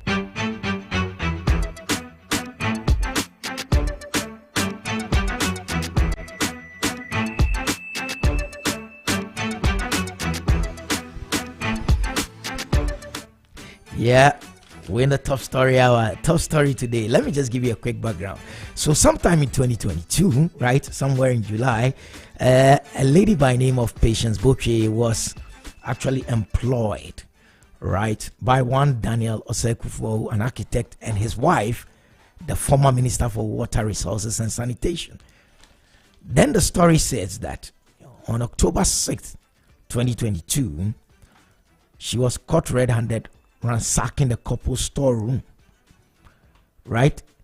Then it was alleged that she stole monies and personal effects of the couple amounting to thousands of US dollars and pound sterling, right? But however, due to the relationship the couple had with Patient's family member, one Malik Dauda, whom they had known for 2 decades, she was just asked to return the stolen items. The stolen items included 210,000 US dollars, 200,000 US dollars, 300,000 US dollars, and on and on and on, right? That was what she was told, to return them. Patience was first of all not a resident in the house. She comes twice a week to clean the compound on the instructions of the former Works, Water Resources and Sanitation Minister. Right? However, this case came to light when Patience was reported to the police. And then the nation went into hyper gear. Immediately the hyper came on. The lady who had stolen, allegedly, was no more the center of attraction. She was no more the talk of the town. The talk of the town was, how did the former minister get all that money in the house? The story has been running and running and running. I have my colleague Bote here, smiling. She's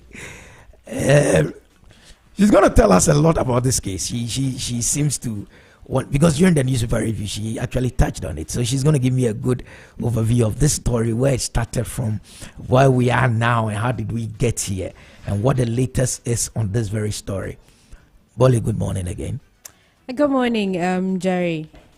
Did I give a good background that when the issue broke in the press, everybody forgot that we were dealing with a thief, and that we started looking at maybe there was a bigger thief in the question? Was that the general public sentiment at the time? No. The small thief was left alone, and then now they were looking for. Yes, I'm not going to use your terms, but then I'm just asking. The bigger picture being how a minister of state has such assets in her house, of all places. That's where the concern was. And was it a concern? Ghanaians, were we concerned? No, the concerns were there, the demands were there, the people were complaining and asking a lot of questions that you cannot deny, Jerry.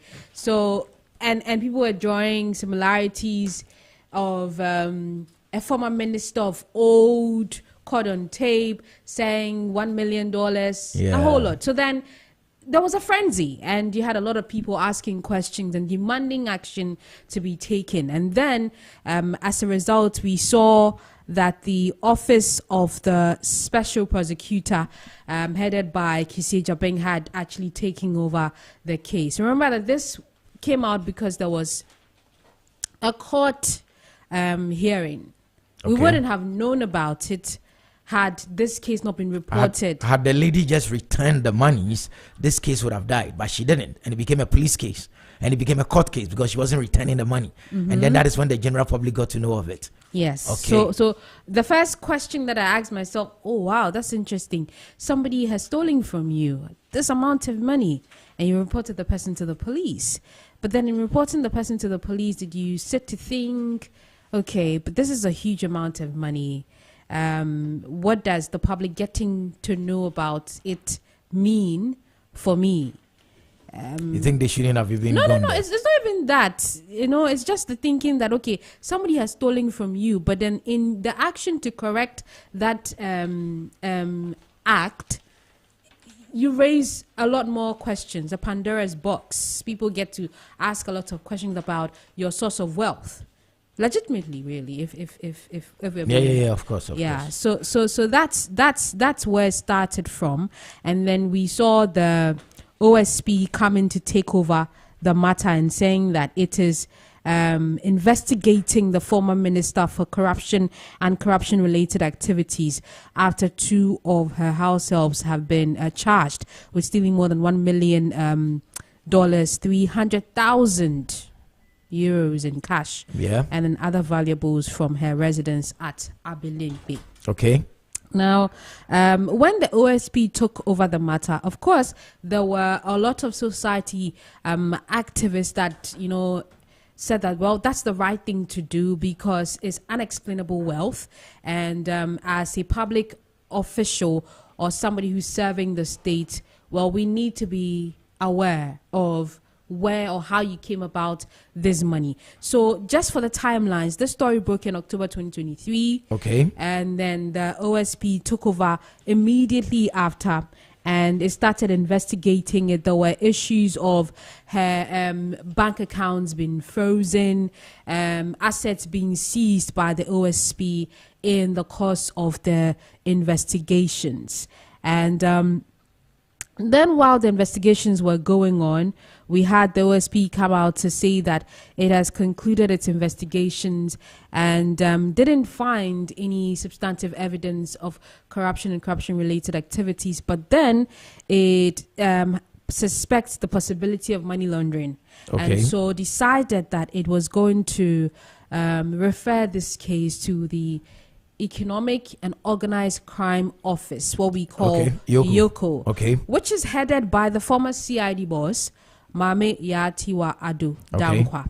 Okay, so this reference or referral was made to the YOCO in January. Now, on January 25, 2024, the special prosecutor addressed the press and announced that the case has now been returned to YOCO. And I just want to take excerpts of that. It says, extensive investigations was conducted in country involving 20 persons and 3 state institutions, especially in the Ashanti region, to establish the financial standing of Ms. Dapa's deceased brother, since it was alleged that the substantial portion of the cash found belongs to him. That's a deceased brother.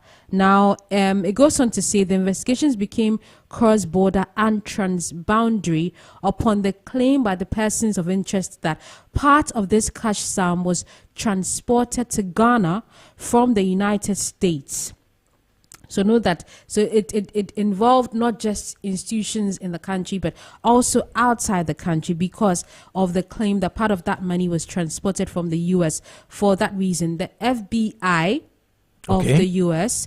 became involved in the investigation. So it became a collaborative investigation work. And the office of the special prosecutor was the one leading this. And then it says that the office had the benefit of 7 months and 4 months of collaborative transboundary investigations, member of the press on the totality. So it says it gave like an update of the investigations that have been conducted so far. And it was at that point that they explained that the case has been referred to YOCO because its investigations show that the case has to do with money laundering. Okay. And they are saying that at the office, OSP, they don't have the mandate per the constitution to look into such matters. So OSP established per its investigations that there were aspects of it that related to money laundering that needed to be investigated by YOCO, and for which reason it was referring or transferring the case to YOCO, because as an institution didn't have the mandate to. And we've already said this morning about the Anti-Money Laundering Act, which should be the purview of YOCO. Okay. So this case was transferred to YOCO in January this year. And YOCO has had from January until now. Now, in February, YOCO wrote to the Attorney General's Department seeking advice of a sort on the docket that had been forwarded to it. In fact, the boss of YOCO had confirmed at the end of January that they had received a docket. They don't know what is in the docket, but they're going to study review, and at the right time, they would come out with their submissions on that docket. So we didn't get to hear YOCO and its boss brief the public about where they've gone into as far as this case is concerned. Just last week, though, we got to know through the statement or letter written back to YOCO by the AG's department that indeed YOCO had written to AG asking for directions or seeking advice on this case. And then what advice did AG give to YOCO? So the advice from the AG's department to YOCO is that per the investigations done by the OSP, the OSP himself confirmed that they hadn't found any evidence of corruption or corruption-related offences against the former sanitation minister, Cecilia Abena Dapa.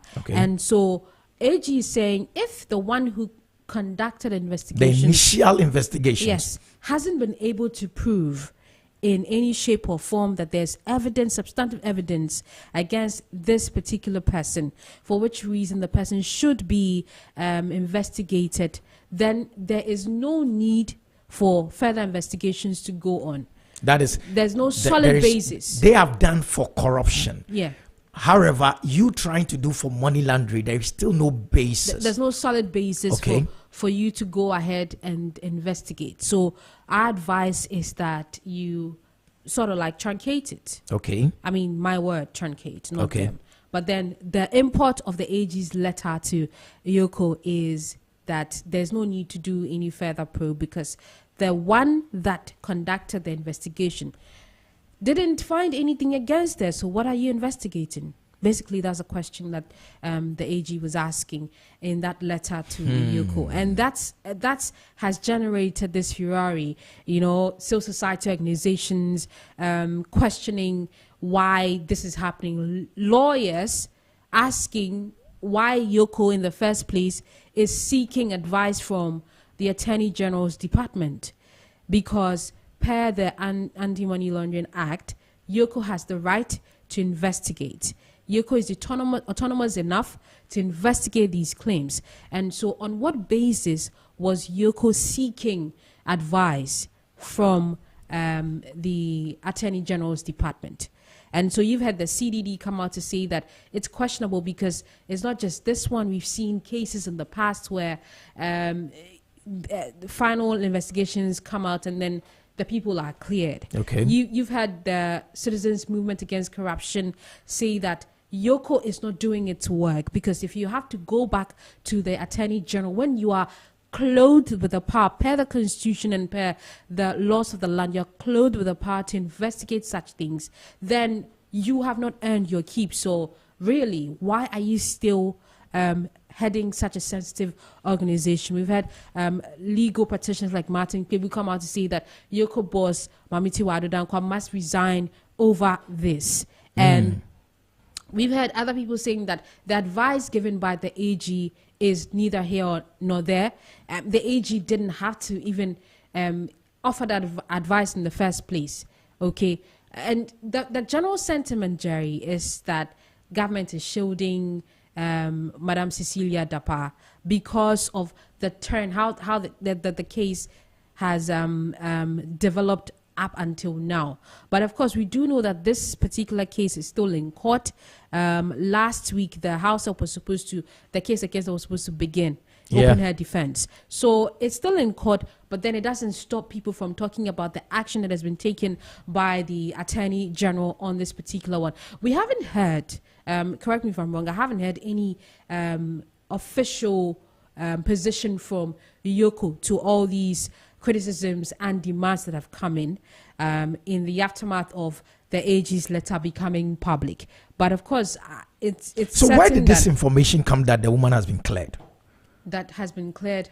Yeah, because you see, now there is a whole hula baloo between AG, OSP, and Yoko, where AG is saying that, listen, I didn't clear her, you, OSP, don't give an indication as if by my letter to Yoko, I have cleared the woman, because you actually set the basis. And according to the AG, the letter that the advice they gave to Yoko was that investigating the woman on money laundering was unnecessary because the law states that money laundering is a predicate offense. It means it came before, because I mean that makes sense.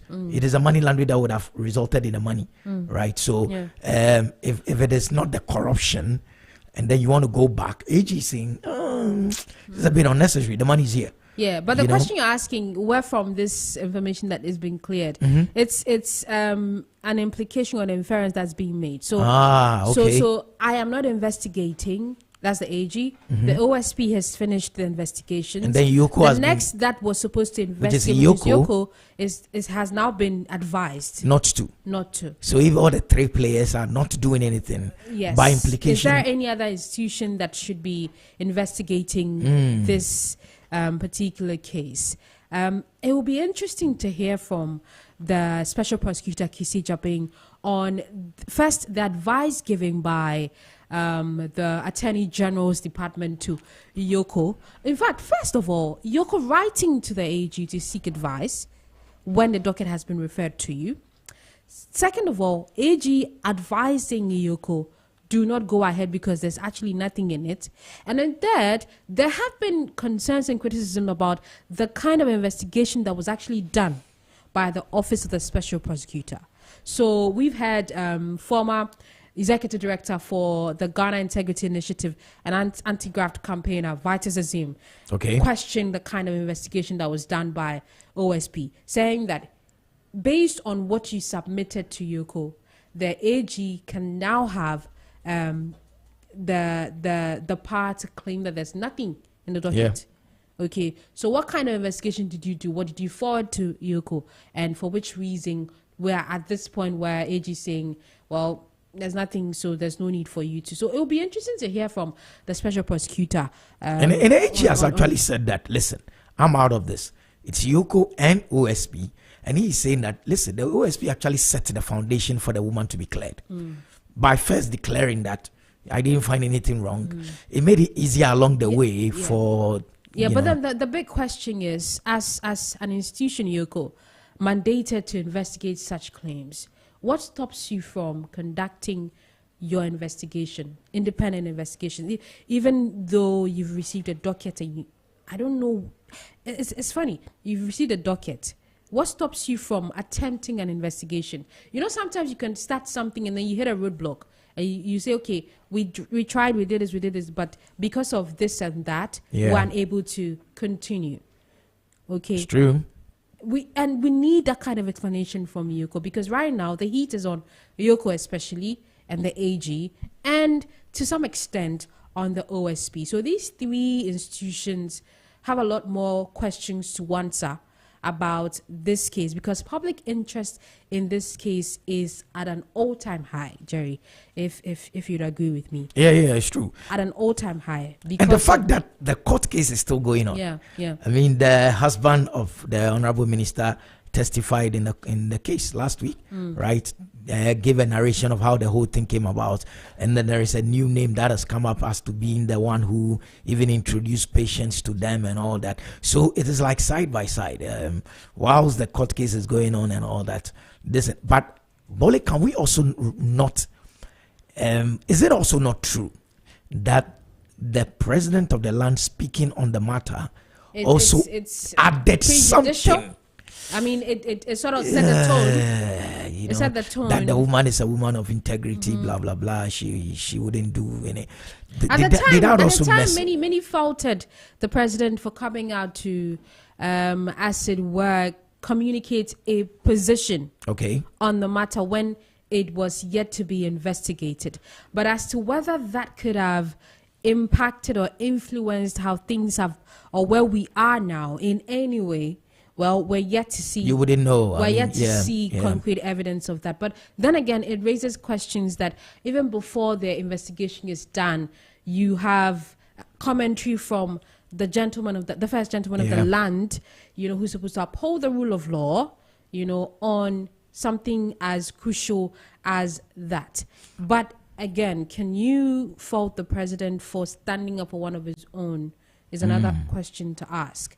But in the grand scheme of things, we cannot determine how that influenced where we are now. Remember that the Office of the Special Prosecutor was a creation of President Akufo-Addo. Okay, and we've seen the controversies surrounding the office and the presidency in the past when Martin Amidu was leading that institution. A lot of people still have that kind of thinking that, well, it's a creation of the president. Kisi Ejabeng seems to come out and say he's independent and he's working, but is he really independent is another thing to worry about. And whether this case lends credence to any of these assertions or criticism against the independence and autonomy of the special prosecutor is another thing to inquire about. But what's most important now is that society is speaking. People are asking questions, and there are so many answers that have not been given. So Yoko, AG, and the OSP need to come out really fast to give some very concrete answers to the questions that are being asked. And if these answers are not readily available, then what becomes of this case? I mean, these things, don't they have an impact on the brand Ghana in the eyes of the international community? In terms of our corruption index and all that, why are we in the how are they perceiving us?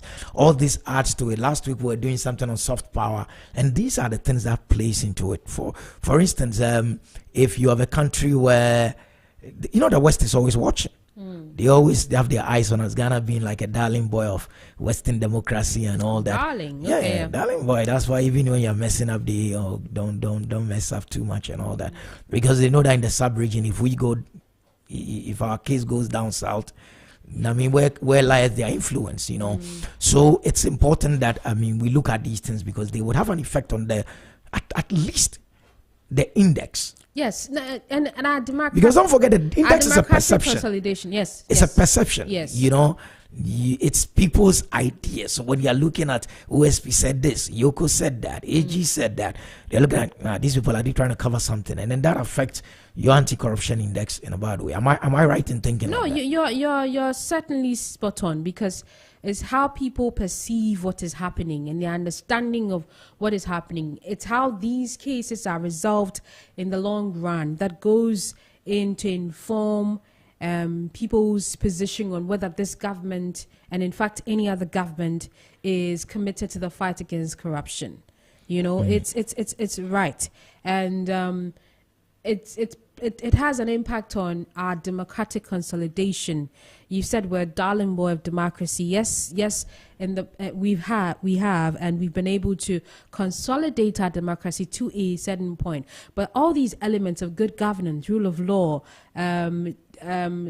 transparency and accountability, and then dealing with emerging issues such as corruption, go in a long way to impact our standing and how people perceive us as a country, outside and even within in Ghana, how citizens perceive the government's effort in fighting corruption. And when President Akufo-Addo finally hands over in January 2025, the talk about his legacy, corruption will feature prominently in that. Very prominently. Very, very prominently. It will feature prominently in that. So it's for his legacy, and in fact for the improvement of the country, that when such issues come up, there is a clear resolution. Don't leave doubt, because once you leave doubt, it's somebody may not even know that at the end of the day, Cecilia Dapa was cleared. All that's in the person's mind is, they found this amount of money in her room, Yeah. So for me, I'll keep hammering on that we need some, concrete answers from the very institutions that we've mandated to help us tackle the canker of corruption and corruption-related activities, and in this case, money laundering.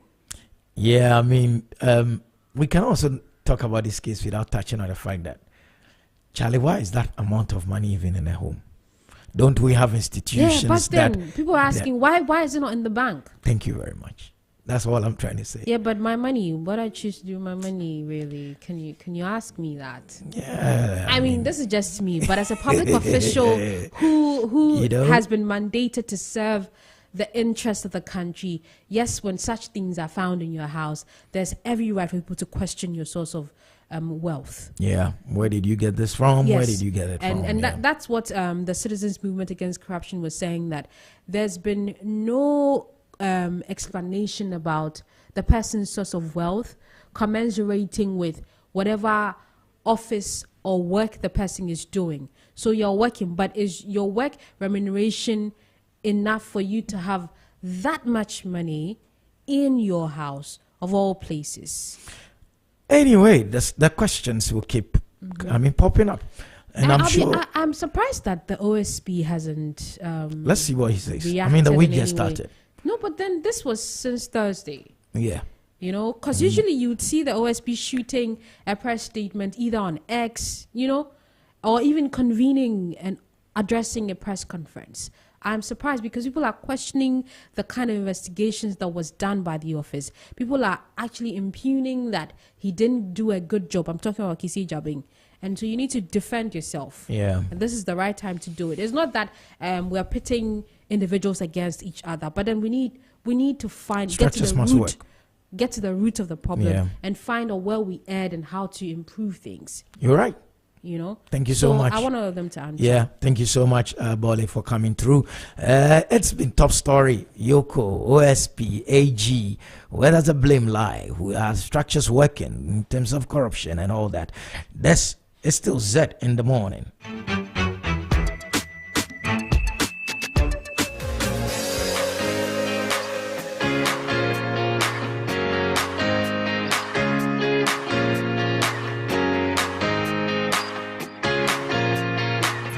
Your lifestyle, leisure, and business radio. Before we do business briefs, there is something that is exciting for me, which is in the next hour of the show. We are starting something called Doing Business in Ghana. It's a new series that we're coming your way with. It's your ultimate guide to navigating the business landscape in this vibrant West African nation. And I am your host. I'm going to I'll be your guide on this journey. Ghana, a country known for its rich cultural heritage, friendly people, and vast natural resources, offers a wealth of opportunities for entrepreneurs, investors, and businesses looking to expand their horizons. From agri to tech, manufacturing to services, our economy is ripe for growth and innovation. Throughout this week on Zed Talk, Zed Talk is the 8 to 9 belt where we delve into the very topical issues. Throughout this week on Zed Talk, we'll delve into the world of doing business in Ghana, exploring the opportunities, challenges, and success stories of entrepreneurs and businesses that have made Ghana their home. We'll talk to experts, investors, and business leaders and share valuable insights, tips, and resources to help you navigate the Ghanaian market. Whether you're a seasoned entrepreneur or you're just starting out, whether you're from Ghana or from abroad, this show is for you. So sit back, relax, and let's explore the exciting world of doing business in Ghana together. Start sending your questions or your contributions. 0544-321019. Let me take it again. 0544-321019. Send your WhatsApp messages via that line 0544-321019. Send your questions, your contributions, or just write this number down and ensure that you call with your questions or contributions during the show. 0303-956641. 0303-956641. You can also follow us on ZFMGH. That's our handles on Instagram, on Facebook, and on X. On YouTube and on TikTok, it's at Zed Multimedia, and the website is zedmultimedia.com. On day one of the series, we're joined by the Director of Investor Services at the Ghana Investment Promotion Center. He'll be sharing ideas on the ins and outs of investing in Ghana. We'll be bringing him right after that top of the hour so that we begin the conversation. It's 7:54. It's just a minute to go to 7:55. What happens at 7:55 is business briefs right here on Zed in the Morning. It's your lifestyle, leisure, and business radio.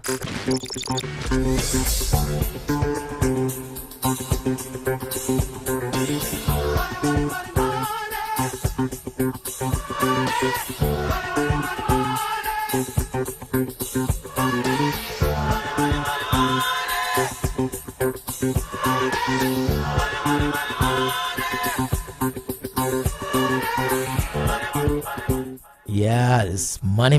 Lifestyle, leisure, and business radio. We are Zed 101.9 FM. We are very interested in your money matters. In an increasingly competitive business world, it is true that the quality of thinking will give you the professional, the edge. It will give you that edge that you need. An idea that opens new doors, a technique that solves a problem, or an insight that simply makes sense of it all. That is what we give you here on this segment called Business Briefs. Each and every workday, we'll be gleaning from the best minds in business and finance. And this segment will bring you cutting-edge thinking and best learning practices. Last week, we were looking at, in fact, 2 weeks ago, and then the last week, we're looking at how what kind of business you can bring into the market and the value that you can provide. We looked at products, services, shared resources, audience aggregation, agency, leasing, and many more. This week on Business Briefs, we're looking at what some experts have called the most important business skill And what is the skill? Networking. Networking, that's what we're looking at today. This week we're looking at networking, and we're looking at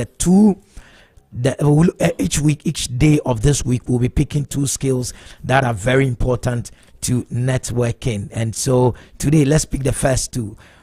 Communication skills. So for a business person to be able to network well, you need to be able to communicate well. So being able to clearly and effectively communicate ideas is crucial for networking. It includes both your verbal and your written communication. So you go for a program, the event has ended, you see someone you need to network with. You must be able to communicate well with that person. You must be able to walk into that place and say, hello, hi, my name is so-and-so, I'm into this business, and then you begin to network. So communication is the first skill you need to master the art of networking as a business person. Then the next one is listening skills, right? Not only must you communicate in networking, but you must also learn to listen. You walk to the person and you begin to talk, and the person also responds. It is important for you to keep quiet and listen. You don't have to overtalk. Good listening skills are essential for understanding the needs of whoever you're communicating with or you are networking with. It can help you in building meaningful communications. So you walk to the person, you tell the person, hey, my name is Kofi Mensah and I sell shoes. And I know you have a number of supermarkets and you have some boutiques around. Can we do business together? That is you communicating. And when the person begins to communicate back to you, the person said, okay, it's true, this is a good idea, please, we beg you, keep quiet and listen. So yes, 2 skills today. Tomorrow we'll tackle 2 others. This is Business Briefs lesson for today, the 6th of May 2024. To be a good networker, learn to communicate well, and then also learn to listen well. We're moving into the third hour of the show, and this is Zed Talk. And we've told you this week we're running a series called Doing Business in Ghana. When I come back, I'll tell you a lot more about doing business in Ghana on Zed Talk, right here on Zed in the Morning. It's your lifestyle, leisure, and business radio.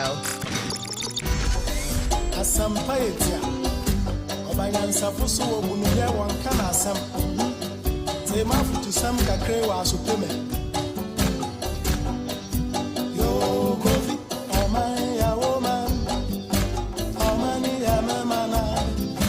Yeni baby ako, wacha za ya wareni. Wonsom, wanini pa, asa de pa wofio ye. Yamo yembera ye, ebe ya ifuyana. Oh my ya woman oh.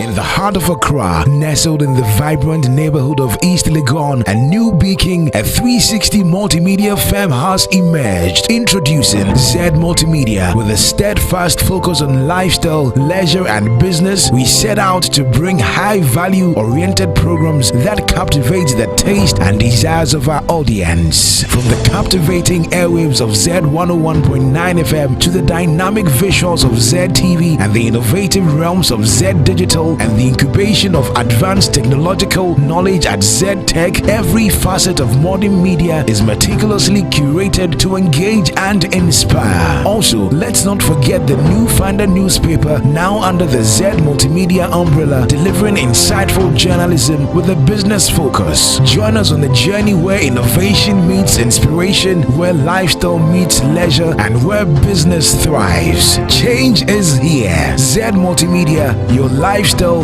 leisure, and business platform.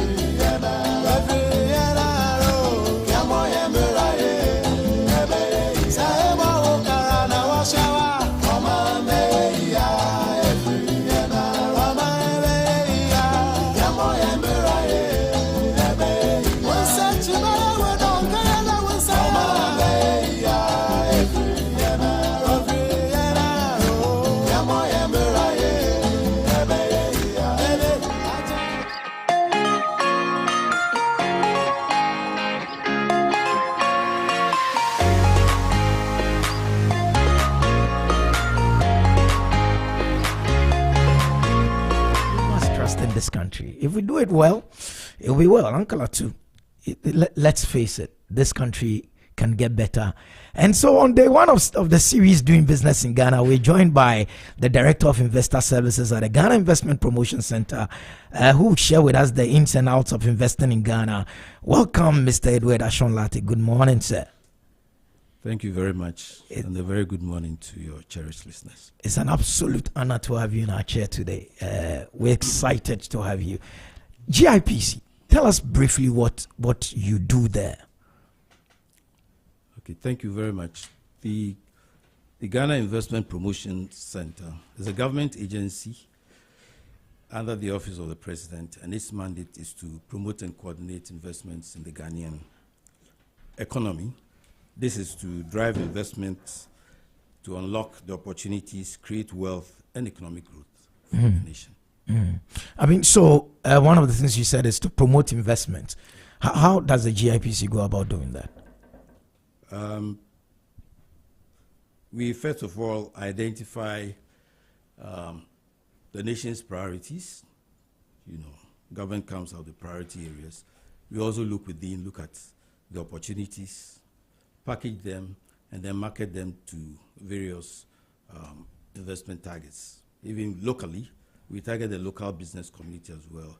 And then, with the help of our embassies and other stakeholders, we're able to identify areas where we believe that we can attract the needed investments into certain sectors. Oh, okay. So what, fairs, seminars, I mean, what are the vehicles that you use to engage these potential investors? Yes, okay. It's a mix. Okay.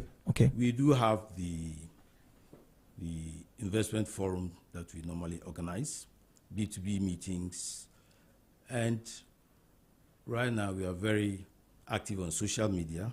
Oh, wow. It's a very cost-effective method to showcase what Ghana has to offer. And if you go to YouTube, you see our Growing Ghana Grow with Ghana videos, which showcase opportunities in Ghana and what can be done in Ghana. So worldwide, you can access what Ghana has to offer to the investment community. And for local investors too, we also support them in terms of packaging their projects for promotion. We have a business development unit whose job is to develop a pipeline of bankable projects which we then market to the investing public. Oh, okay. That's interesting. And so somebody listening to us said, okay, let's see. I want to start business in Ghana. What is this process like? It's a very simple process. Is it now, or has it always been? No, it's always been. It's always been simple. But maybe the awareness. So as part of our campaign, we sensitize people on doing business in Ghana and the various steps. And GIPC as the first point of call. We have specialized offices. So if you come in terms of our advisory services, we engage you, listen to you, and then find exactly what you want to do and then direct you appropriately. We work with various stakeholders such as the Free Zones Authority, the Minerals Commission, Petroleum Commission, and the like. So depending on your area of interest, okay, GIPC will then direct you to these agencies so that you have the best services for your business. We encourage people to come to us because sometimes people are giving the runaround, So in terms of doing business, come to GIPC. We will give you up-to-date information because information is key in our job, just to make sure that the investor doesn't go away dissatisfied. What is the extent to the, as it were, the assistance that the GIPC would give? If the person came and said, I want to register a company, is the GIPC going to call somebody at the Registrar General and send the person there? Is there a desk that the GIPC will link to, or you would say, this is the location, go there and go and sort yourself out? No, what would the GIPC as part do? of our hand-holding services, okay. Once we are done with you and we know what your business requirements are, we will make an introduction at the Registrar General's Department. Usually it's a phone call. You call the head of RGD, Mrs. Owari, we have this group here, and they need to register their business. And then she was, okay, let them come in. I'm not in, okay, talk to this officer.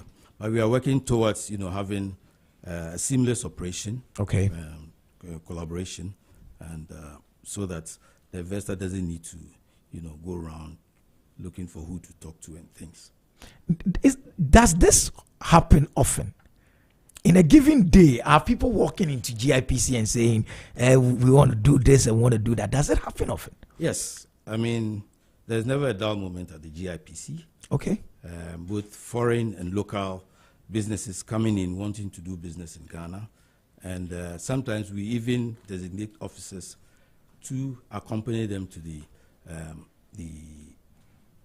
institution that they have to deal with. If it's Registrar General's Department, we say, okay, an officer, look, go with this gentleman, he's new in town, take him to this officer. If it's Free Zones, in addition to the call, we send an officer to accompany this investor yes, to just the to make facility. sure that, sometimes it gives them the confidence that he's not left on his own, especially when they're new.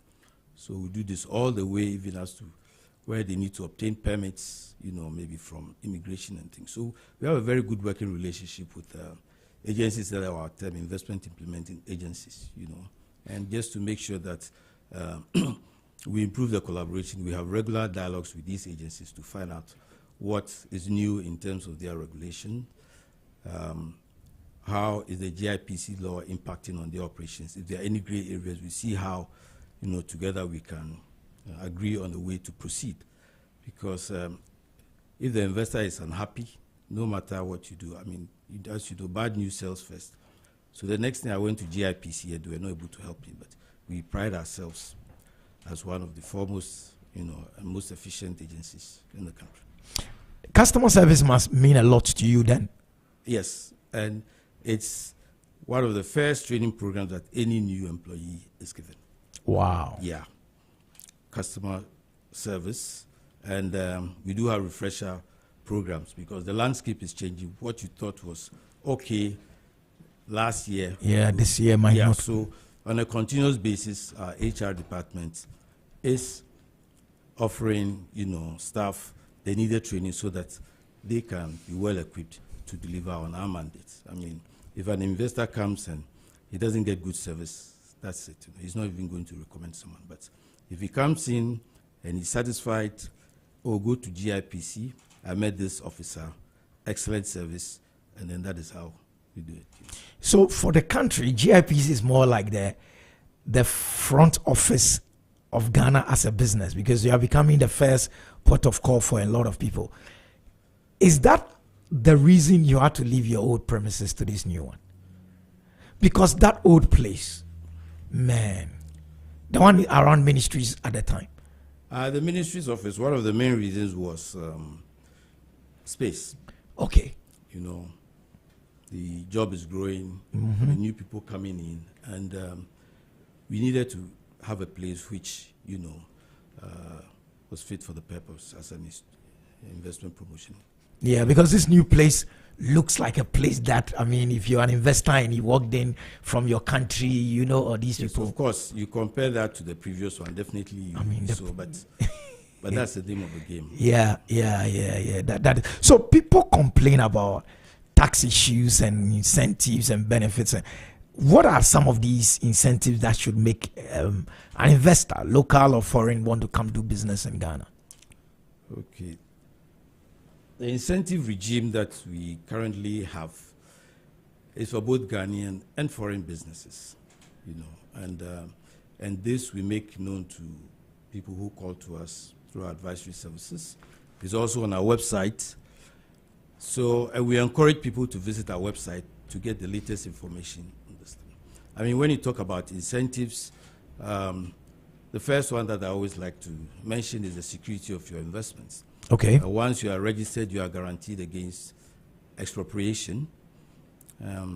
As a business, you can also enjoy customs duty exemption on your equipment under the new exemption law, which is being administered by the Ministry of Finance. In terms of expatriate employment, we have a very clear and transparent process for companies to bring in needed expertise if they are not readily available. This is tied to the level of investment, and it's also on our website. In terms of other tax incentives, if you look at the agro-processing space, based on the tax law, companies who are processing locally produced agricultural materials will pay 1% for the first 5 years, and after that pay a reduced rate depending on where they are located. For tree crops, you pay 1% for 10 years. So these are all spelled out, in our various documents that we hand out. And the issue that GIPC, or we only give incentives to foreign investors. I would have asked you that question. I always disagree with that statement. Okay. Because, but for confidentiality reasons, I would have mentioned quite a number of wholly Ghanaian-owned companies who that are enjoying some of these things. Yes, who benefited from the incentive regime. So the thing is, you register with the GIPC, and then you can access these benefits. I mean, if you are not registered with us, then you cannot access incentives under the GIPC Act. And that is what we always try to impress upon people that come to GIPC register so that you can benefit from the incentives and the range of services that we do offer to investors. Is it that we don't know? The average Ghanaian businessman is not aware of these incentives, and so when they see the foreigners blossoming in their business, they say, look, they are biased to the white man and against us. No, this information, we always put it out there to the business community. That if you come to GIPC, this is what you can get. And but what somebody told me, sometimes the procedure which they think is too cumbersome, but I'll say it's not. Okay. Register with the GIPC.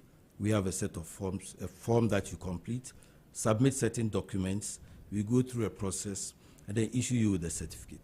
Once that is done, if you are eligible for a particular incentive under the incentive regime, you can apply. Okay. So this notion that it's only foreigners, for me, it's a no-no. It was a question I was going to ask because it's come up. Companies have benefited from the incentive regime.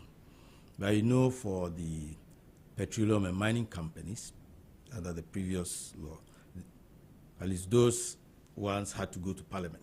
Okay. So that is where you see these reports that this company has been granted. But quite a number of companies enjoyed exemptions under the GIPC Act 865, Section 26, before the passage of the new exemptions law, which transferred the exemption regime to the Ministry of Finance. Because, I mean, So back to the issue of whether the average Ghanaian business person knows. These business fora that are organized regularly, where are they organized? How are they organized? How are they communicated and promoted so that the average Ghanaian can attend? Or it's strictly by invitation? We invite the general. For some, it's strictly by invitation for maybe logistical reasons. But normally we advertise this. You go to our social media handles. It's there. We also inform the various private sector associations that this event is coming up. These are the sectors that we are going to focus on. So please inform your members. So that is so. The news is always out there. This is what GIPC is organizing, and we invite interested people to come in and listen.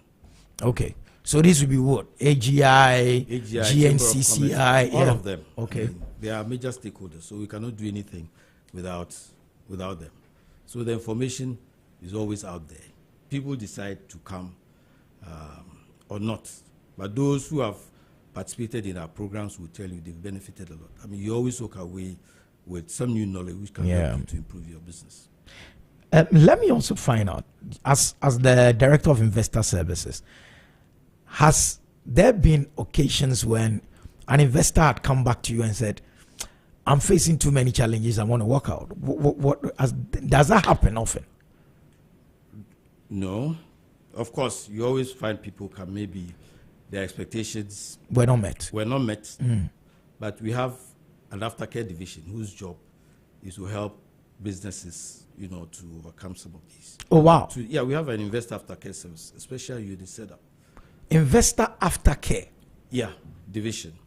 So they engage these businesses, find out what the challenges are, and then through our engagement with our various stakeholders, institutions, mainly government institutions, we are able to resolve some of these problems. Wow. So that is how we do it. That's impressive. More like an exit interview kind of a thing that don't go, will help solve your problems and all that. Not an exit interview per se, but sometimes, sometimes when people are frustrated, just say, look, I'm just going to, but you sit him down, find out what his challenges are, take him through it, and then they're always happy. Sometimes it's a lack of information. So GIPC, you go to our website, we try to put as much information as possible out there for investors. If you can't find any information, just come to the GIPC. We'll be very happy to engage and then assist you. Because in investment promotion, business information is very important. Timely, accurate information. So that's okay. What are some of these challenges that our investors face? Oh, the common one that is land. A land tenure system. So sometimes access to land can be a challenge. But GIPC, we've established a land bank where we have details of properties available for investments, from land to factory buildings and the likes, and we always make sure that we check to find out who the true owner of that property is. And so if an investor walks in and is looking for land in a particular area, we'll first of all go into our database and find out if we have land for him to take a look at. And just to make sure that we continue to populate this database through our what we call the regional sensitization program. This is an event we have every year. We go around 10 regions, tell people who we are as an institution, services that we have to offer, and how we can help their businesses grow. Whilst there, we also engage with the chiefs and other people, and then encourage people who have land to bring these well-documented lands to our attention, so that if an investor is looking for, let's say, 1,000 acres of land to go into agriculture, we know that in this particular area, there are 4 different parcels of 1,000-acre land. So we'll make this available to him, and then make the appropriate introductions. That's impressive. You're more like hand-holding, and that's why you use that term. I mean, it's very important, let the man be comfortable and focus on why he's into business. He doesn't have to, waste time and energy chasing document A, document B. That is part of our job. So we assist them.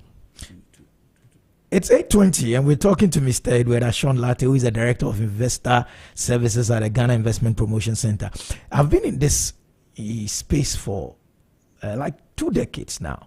This is the first time I'm hearing that you have a data base or something, a land bank, and I can come there and I know properties that I've never heard this before. Well, it's there. I mean, and we always, you're updating it, and yes, wow, because it can be very disappointing for an investor. You spend money traveling out to promote Ghana. Somebody decides to follow up. He comes round. We arrange for him to meet with various agencies. He's satisfied.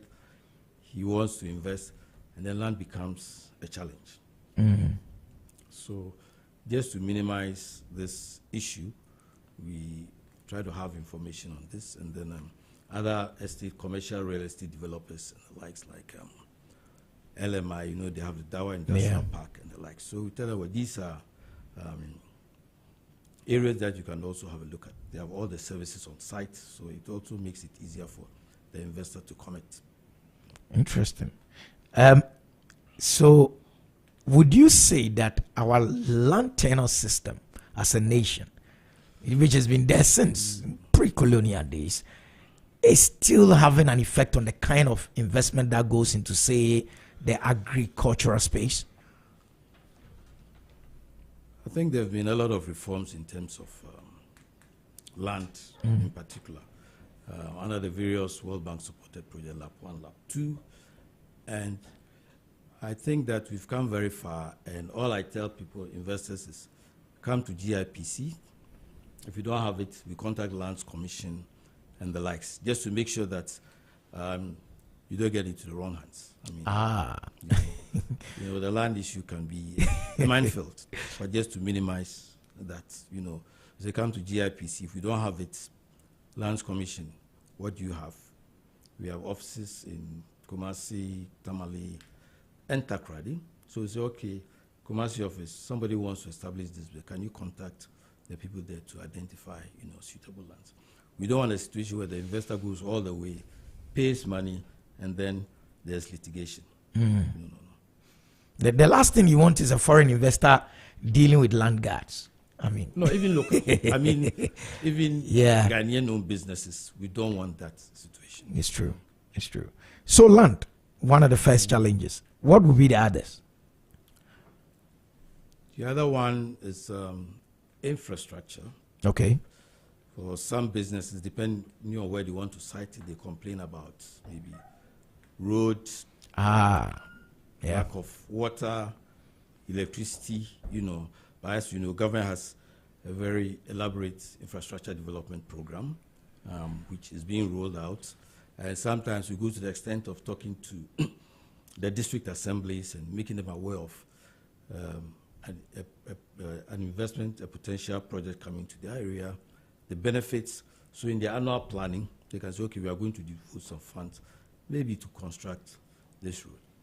The VRA and ECG, they do contact us from time to time to find out which projects are coming into the country.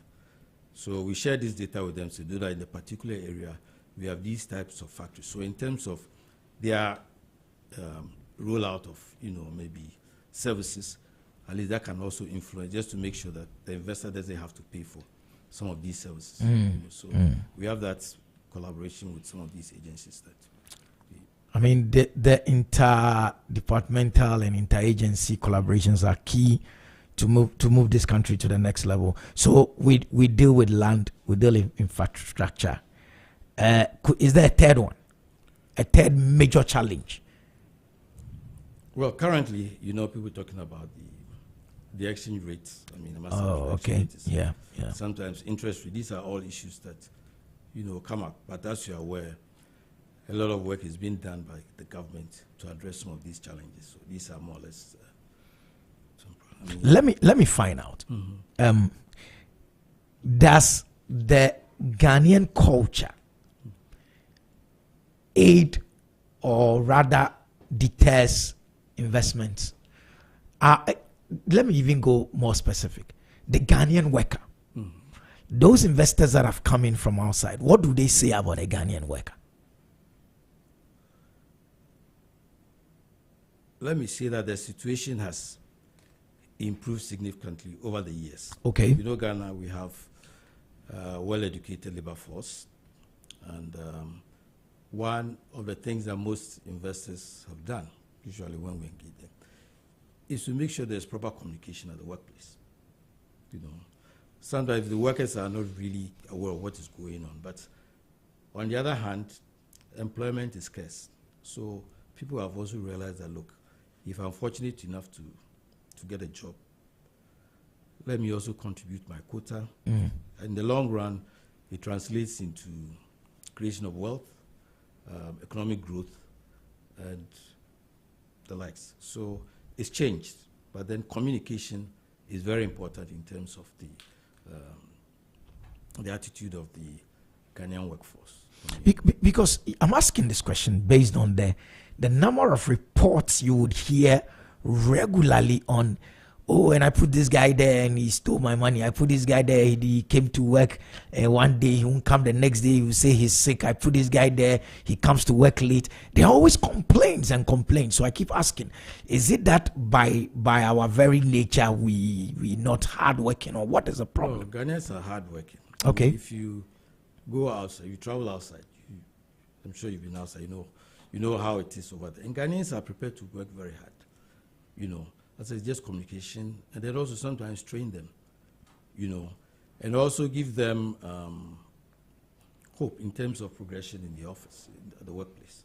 He knows that I'm starting from here, I'm being given training to improve my skills, I'll get to this level, So we've come a long way. Of course, in every society you have one or two bad nuts, and then but generally I think at least from where you sit, there's been a lot of improvement, a lot of improvement in it. The GIPC, after registering, you are supposed to renew your registration every 2 years. That's by law. And we ask businesses to list the challenges, and you seldom find anything to do with attitude of Ghanaian workers. It's just, these are the general macro issues that they talk about. That's good to know. At least we can take that one then out of there, so that when we hear of these things, we say, this is just an outlier. It is not the average Ghanaian worker. Sometimes it even depends on how you treat the worker. Okay. Yeah, that is also something. But if there's a good relationship between employer and worker, and the worker sees that what he's doing is being recognized, it even motivates them to work. So that's it. Okay, so the onus lies on both the worker and then the... Yes, it's a two-way street. Yeah, it's a two-way street. Would it be all right if we could share some success stories? If we don't have to name names directly, we can skip them. But then I think listeners will want to know of some investors or investments that have been very successful in this country. Yeah, I'll start with the fintech space. Now everything is fintech. Yes. Yes. So we've seen a lot of investments, both local and foreign, in the fintech space. You look at business process outsourcing. Ghana, we've attracted quite a number of the big names, and it's because of our conducive investment environment and the strong English language proficiency that we have. That is one key factor that we do have. If you look at the ceramic industry, we have some major companies producing tiles and the likes, and that has significantly reduced the imports of some of these things. We are looking at agro-processing, adding value to our agricultural produce. Look at the real estate sector, quite a number of projects coming up. Some that people even wonder if this is Ghana. I say yes. There are huge opportunities here. We are looking at renewable energy, among others, and even financial services. We have companies coming into the savings and loans segment. So if you look across the various sectors, there are a lot of success stories. Yeah, but just not to mention a particular name. Yeah, you don't want to go into brand name. Yeah, I quite get it. a number of, and we engage them regularly. We have what we call the CEO's breakfast meeting. Okay. It's a quarterly program where we invite the business community and then discuss topical issues. So we invite the government agency responsible for a particular policy to come and tell his or her side of the story. Business also responds by saying, well, this policy is hurting us. So we discuss and find out how, we can arrive at the middle ground, a win-win situation. The GIPs, through our advocacy role, we then forward this to the presidency. For the foreign investors, we have what we call the Economic Councillors Dialogue. In fact, we had one just last week. This event also gives us the opportunity to engage with the commercial councillors and sometimes ambassadors of the various countries here. And sometimes they are nationals here doing business, channel their grievances to the commercial. So at this forum also, we have a very free and frank discussion. And then so we do engage. We also share upcoming events and opportunities for them also to, pass this on. When I come back, I will find out the most attractive sectors that people are going into. We're talking to Mr. Edward Ashon Latte. He's the Director of Investor Services at the GIPC. We're talking business in Ghana, doing business in Ghana. It's a series we've started this week, and this is day one, doing business in Ghana on ZFM, Z101.9 FM. Where are they interested in investing in this country? One is fintech. Okay. Yeah, fintech. The other one is manufacturing. In Ghana, there are a lot of opportunities for the foreign investors. There's even no minimum capital requirement, so it makes it easier. To go into manufacturing. Manufacturing and export trade, there's no minimum foreign equity requirement, so it makes it easier for them to come in. And then real estate is also very attractive. Look at the landscape; it's changing by the day. Yeah, lots of high rises popping up. And a renewable energy. That is also. In Ghana here? Yeah, renewable energy. There are companies, doing a lot of wonderful stuff, But in the renewable energy space? Yeah. I mean. Solar? Yeah. I do a lot of solar.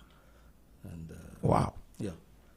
And sometimes even structuring it for maybe a particular factory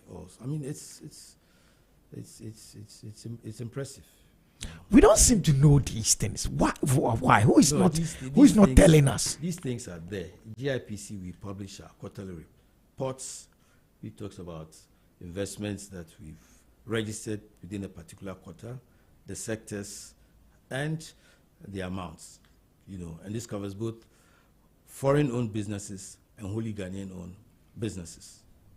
And then we also showcase some of the prominent ones. So if you go to our website, the information is there, and usually when we find ourselves on various platforms, we also share some of this information. So the information is out there, and I encourage listeners to visit our website.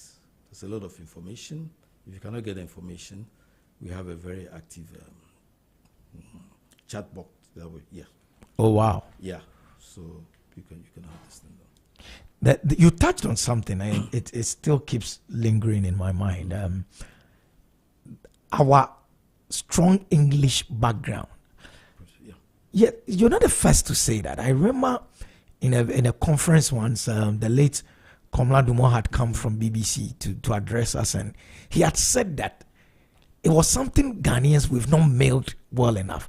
This proficiency in English, is this something that, as a director of investor services, is this something that is attracting people into this country? Oh yeah, I mean, language may not always be a barrier, but it makes it easier for them to come in. And in the BPO business, English language is very important. So, and I remember once a guy walked into the office, was coming to set up a BPO. He was looking at Ghana and Nigeria. So he said, Edward, what do we do? So we discussed, he said, okay, he was going to put an ad in the papers.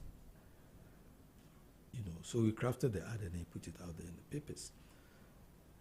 And the quality of responses that he got, he started a business in Ghana, in the former GNTC Ghana House building until it was bought by, but that is how good it was. The English language, you interview them, and this is what they want to hear. It's very good for that kind of business. So that is a plus for Ghana when it comes to the BPO space, especially the call center operations. Okay. The English. How are we educated as a nation ready for investment?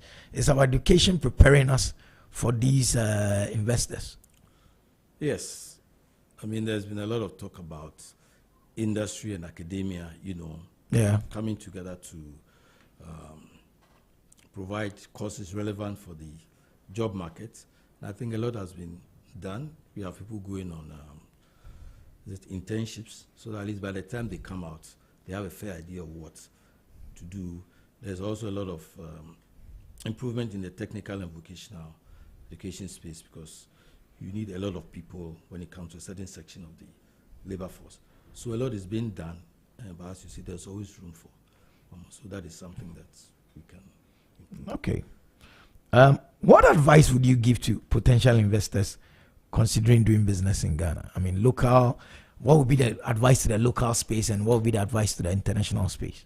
No, for the two, I would say that come to GIPC first. Ghana, we do have a lot of opportunities, and we have a very good legal and regulatory framework. This is very important for the investor. So, if you're going to this sector, this is the law guiding it. And the information is there. The Ministry of Trade and Industry has this business regulatory reform program, and currently they are working on the portal where you can find all the business laws in the country. But I must say that we have a very good legal and regulatory framework for investors. So come to the GIPC, and then we'll hold your hand all the way. Ghana is a good place to do business. It is?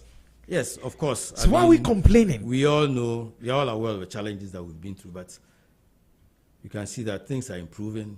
So I always tell people, don't wait, come in, so that by the time the ship gets to the shore, you are ready to, have your pick. We cannot run away from the fact that powers industry. Yes.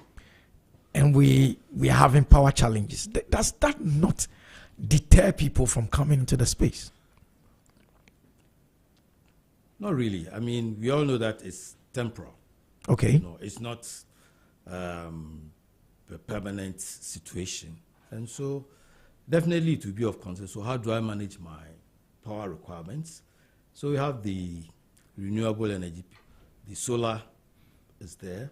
There are companies who have a mix. So energy, yes, but government is working very hard just to assure all of us that we can have a stable and reliable power supply. So it's not putting people off? It's not putting people off. They just ask what is happening. If they know something is being done to fix the problems, yes. I mean, he's looked at a number of factors before deciding to come and invest in Ghana. So if there's a hitch with the power, worst case, you say, okay, let me just wait for a while.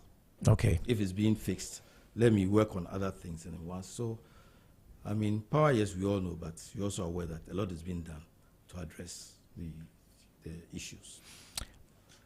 In terms of the regional spread, where are these investors placing their businesses? Greater Accra has the highest number of investments, for obvious reasons.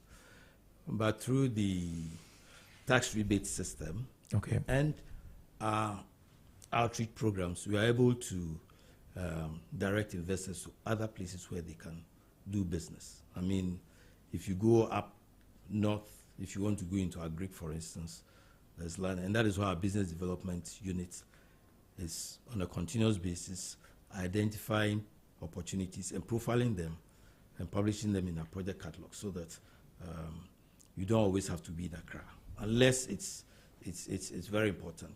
And through the industrial park program, at least we'll be having industrial parks in different parts of the country. So if it's a question of factory space, you'll be closer to your source of raw materials. We have the greater the Buankra project, which is now gaining some traction. So a lot is being done just to make sure that people can site their businesses in other parts of the country. That way, we can drive economic growth across the country, and we don't have to just say it's really Accra. Accra is not choked, you know. Yeah, it is. It is. But it comes down to that the second challenge we spoke about, which is infrastructure. That is, the infrastructure is there, the businesses will move outside. A lot is being done to improve, you know, if you look at the road network, the electricity distribution, and even water supply. As I said, these two institutions contact us from time to time to know what businesses are coming in, so that if they have to fast track a particular program to meet the needs of certain strategic investments going into a particular area. Yes, why not? Because at the end of the day, it's Ghana we are talking about. So a lot is being done, and I've taken your cue. Maybe in some of our messaging, we'll share information on what is being done to address some of these because challenges we don't know as related to you know, investments. Yeah, we really don't know.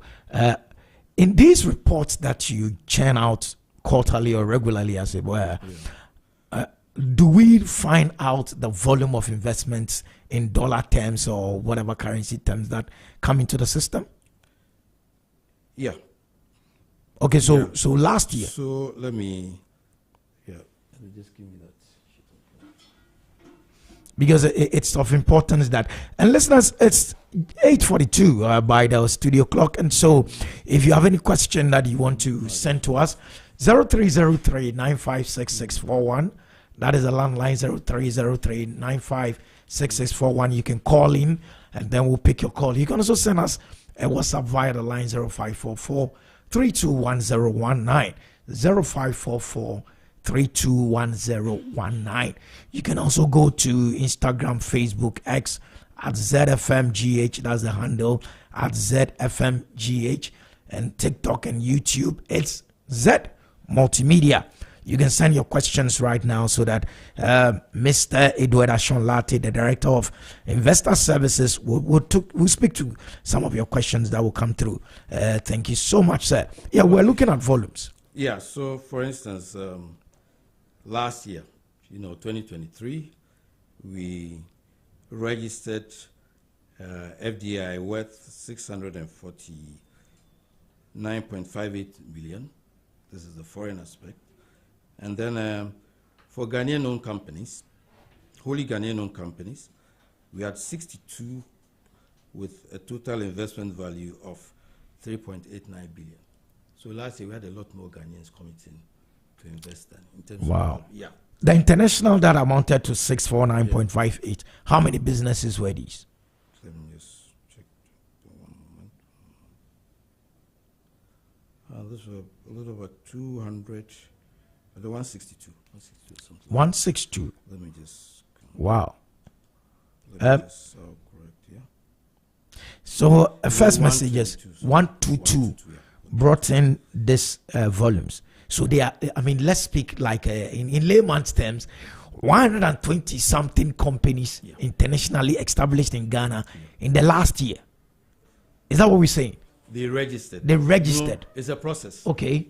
Please run us through. The law through. requires that as a foreign-owned business, before you start operations, you register with the GIPC. Okay. So the man goes through the process from Registrar General's Department, bringing in his equity, if it's applicable, and then registering with the GIPC.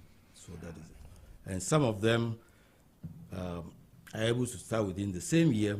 Others too, they need the certificate to close other deals, financing deals and things to bring in the other investments. Oh, okay. So, and the same applies to the Ghanaian companies. So you can see that last year, Ghanaians had huge, investments, and that tells you that in spite of what is going on, Ghanaians still have confidence in the economy. And for us, it's heartwarming to see our own people investing significant amounts in the Ghanaian economy.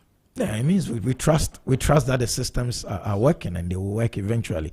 Ask him about international businesses leaving, please.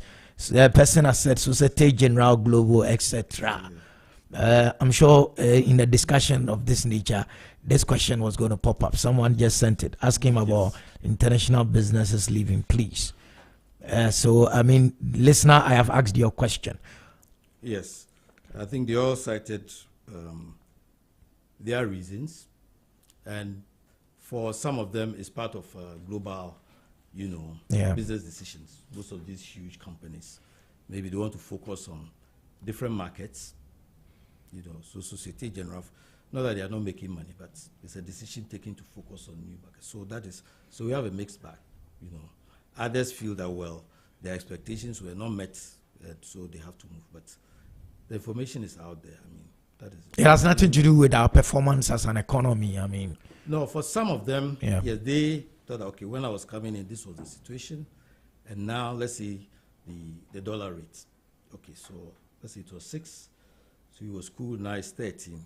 So if each time he has to go around to bring in fresh imports, then he needs more cities. So depending on the nature of the business, but you and I know that government is working very hard to stabilize the economy. And as I'll say, this is just temporal, but the businessman has a prerogative to say, okay, I want to stay or not, But we engage some of them if through aftercare engagements we can't get them to, There are quite a number of them who come, I'm having these challenges, and then we do it. But Glovo, I'm sure it's part of their global strategy too, Because most businesses have certain benchmarks that they have to meet.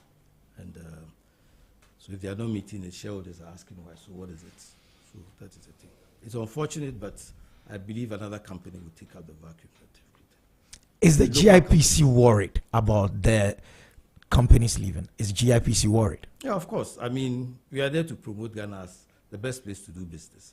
So if you have people leaving, definitely to be a source of, concern. So you engage them, and thankfully some of them have been open enough to tell us this is why I'm leaving, But it hasn't set a state of panic within your systems. Not panic. Okay. Not panic. How many of them are actually left? Of course, it's not good news for anybody. So, okay. But we still have confidence in the economy that, and sometimes these exits even create opportunities for our wholly Ghanaian-owned companies. Yeah, someone has said that. If they are going, why don't you empower your local businesses to go into that space? They are going, it's not good news. But then, on the other hand, well, if Glovo set up the platform, maybe they had 1 or 2 Ghanaian employees working with them. They know the systems. So if they get support, why not? They can feel that vacuum, and so that is what I was. How does the GIPC ensure that many more won't be leaving, or it's a solely business to business decision that we engage them regularly. Just to find out how things are going. Even during the renewal phase, right? You look at the concerns, you categorize them, and then you engage them to find out how GIPC can assist them to, overcome some of these challenges. So it's a constant thing we are doing, and then because we don't have to say that, well, it's just 1 out of 1,000 businesses, so we are not concerned. We are concerned. Because if one leaves, you don't find out why. Another person leaves, you don't find out. So then it becomes this thing. But constantly, even with the private sector associations, the chambers, they're just like, well, this is what is happening, so what can we do together to sort of reduce, this level of exits? Let's find out. We just have a few more minutes to go.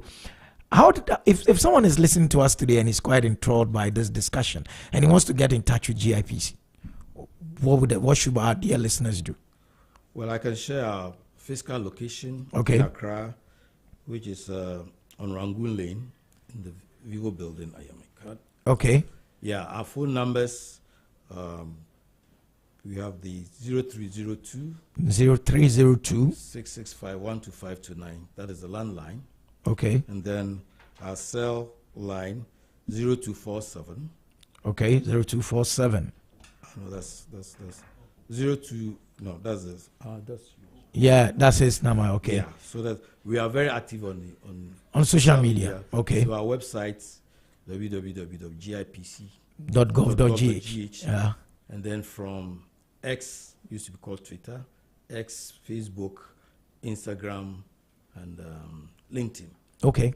We are all the GIPC. You go to YouTube through our Growing Ghana videos, you can get the contacts. And Rangoon Lane is behind police headquarters. And we have offices in Kumasi. Kumasi is located within the Registrar General's Department's office complex. We have one in Takrady, located within the Ministry of Trade office complex, and then one in Tamale, located within the Regional Coordinating Office complex. You know, these offices work closely with the regional authorities and the business resource centers to bring our services close to the business community. I mean, Takrady takes care of Takrady and Western and Western North. Okay. And then Kumasi takes care of the Middle Belt, and then Tamale takes care of 5 northern regions. The northern regions. But we leverage on the fiscal presence and resources of other state agencies to be able to deliver on our mandate. So that's what. Are there any upcoming investment opportunities or events that listeners should be aware of? I mean, is there something coming up? Yeah, we have a few events coming up.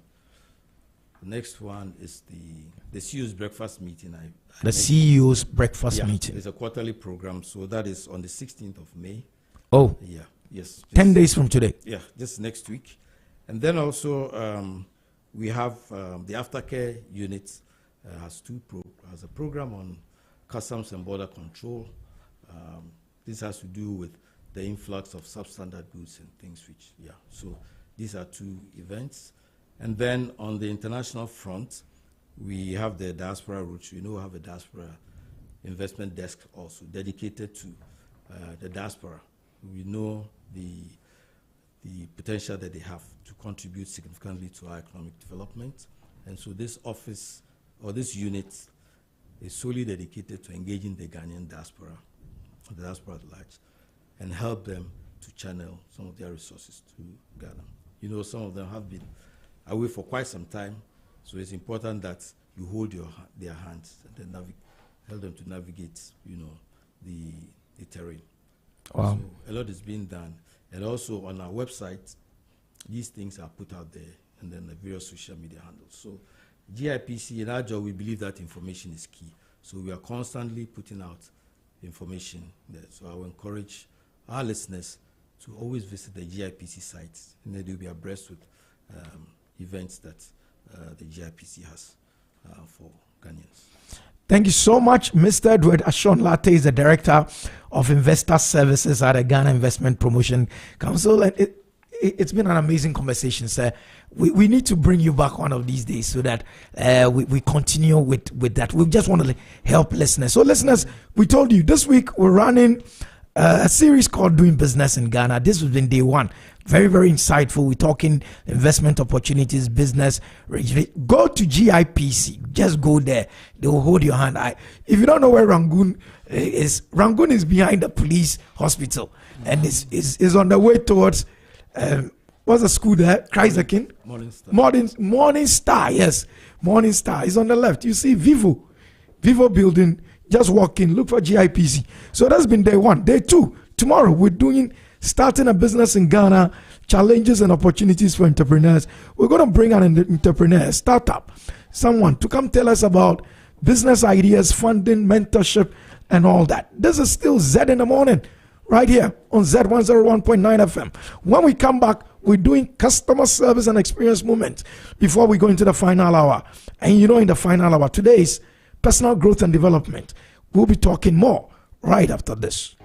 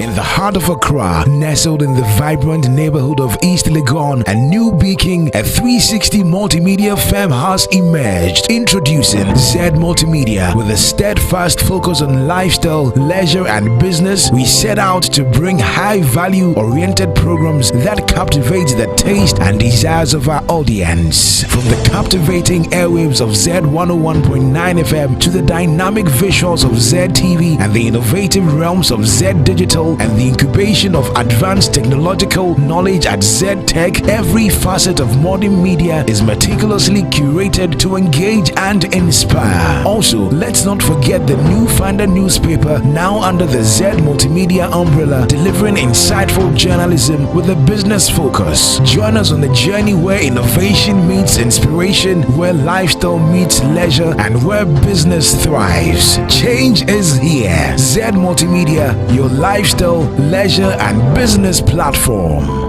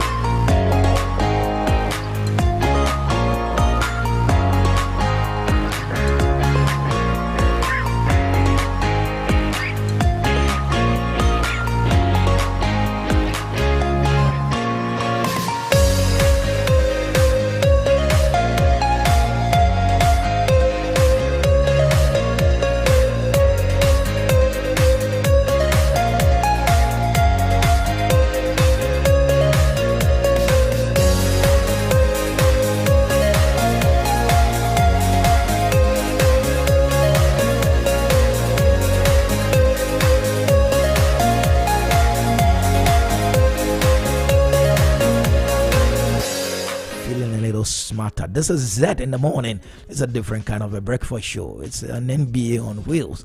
It brings you the very best.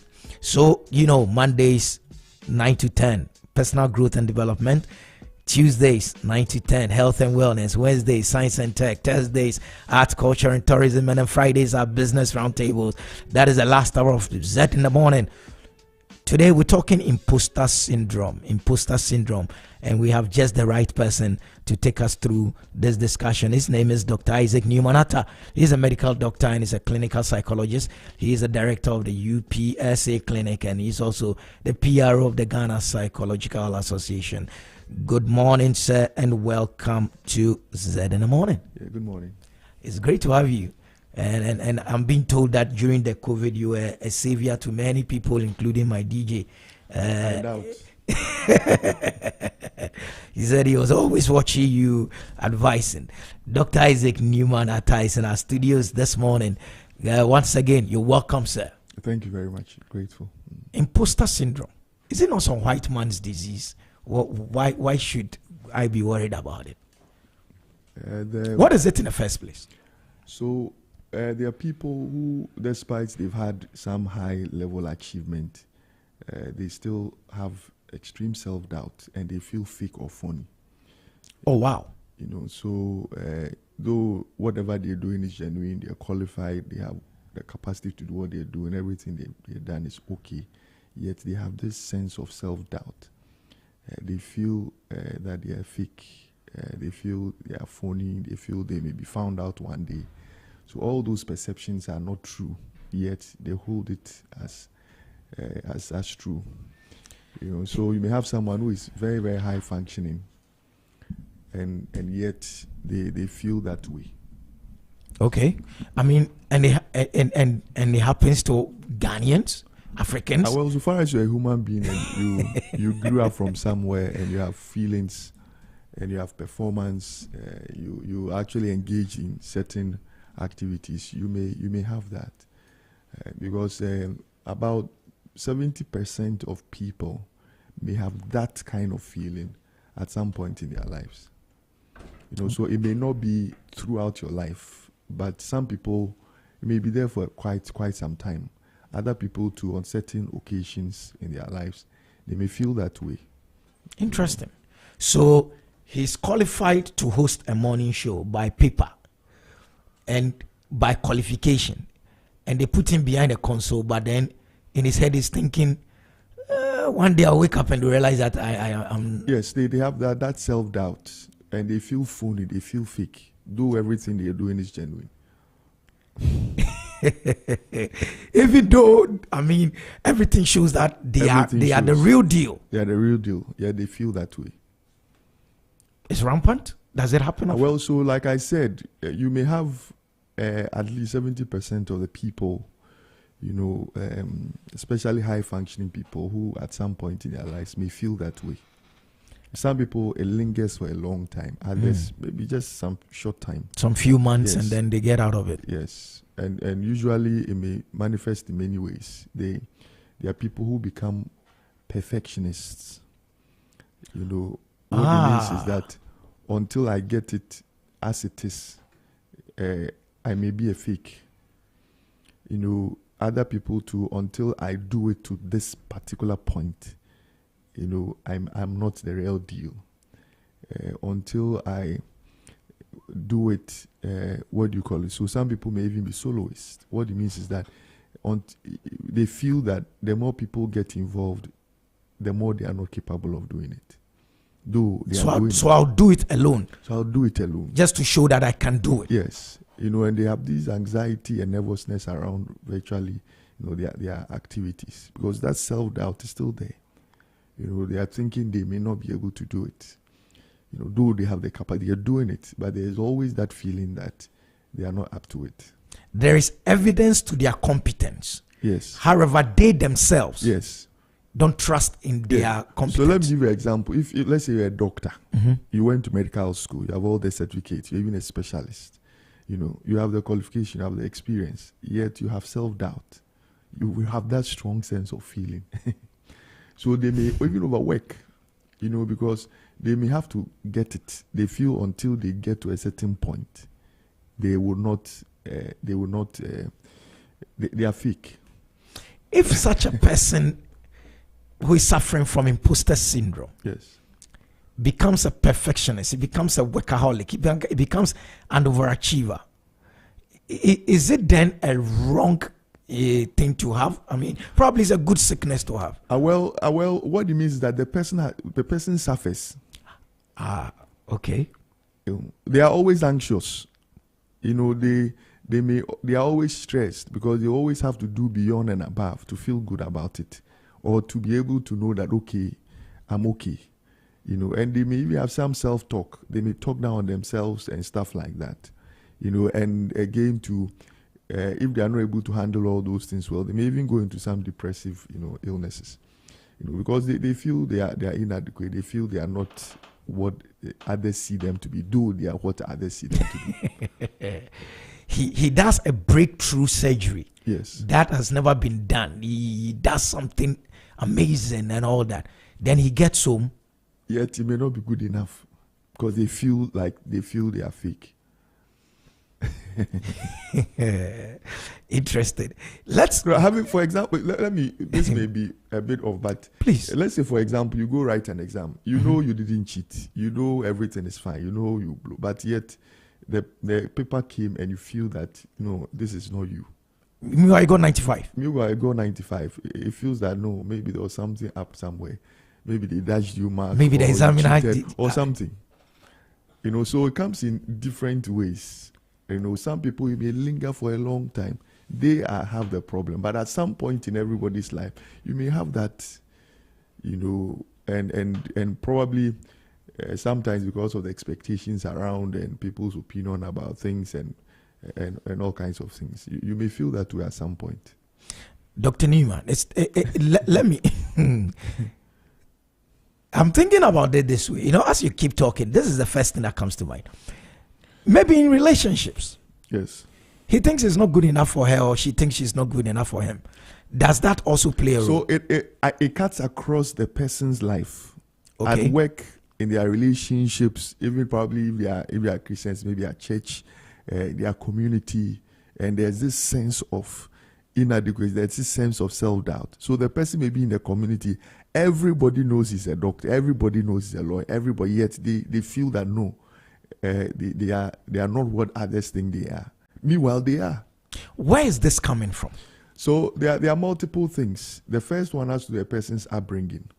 So for example, if you are beautiful and every time growing up you heard you were not, you grew up with that self-belief.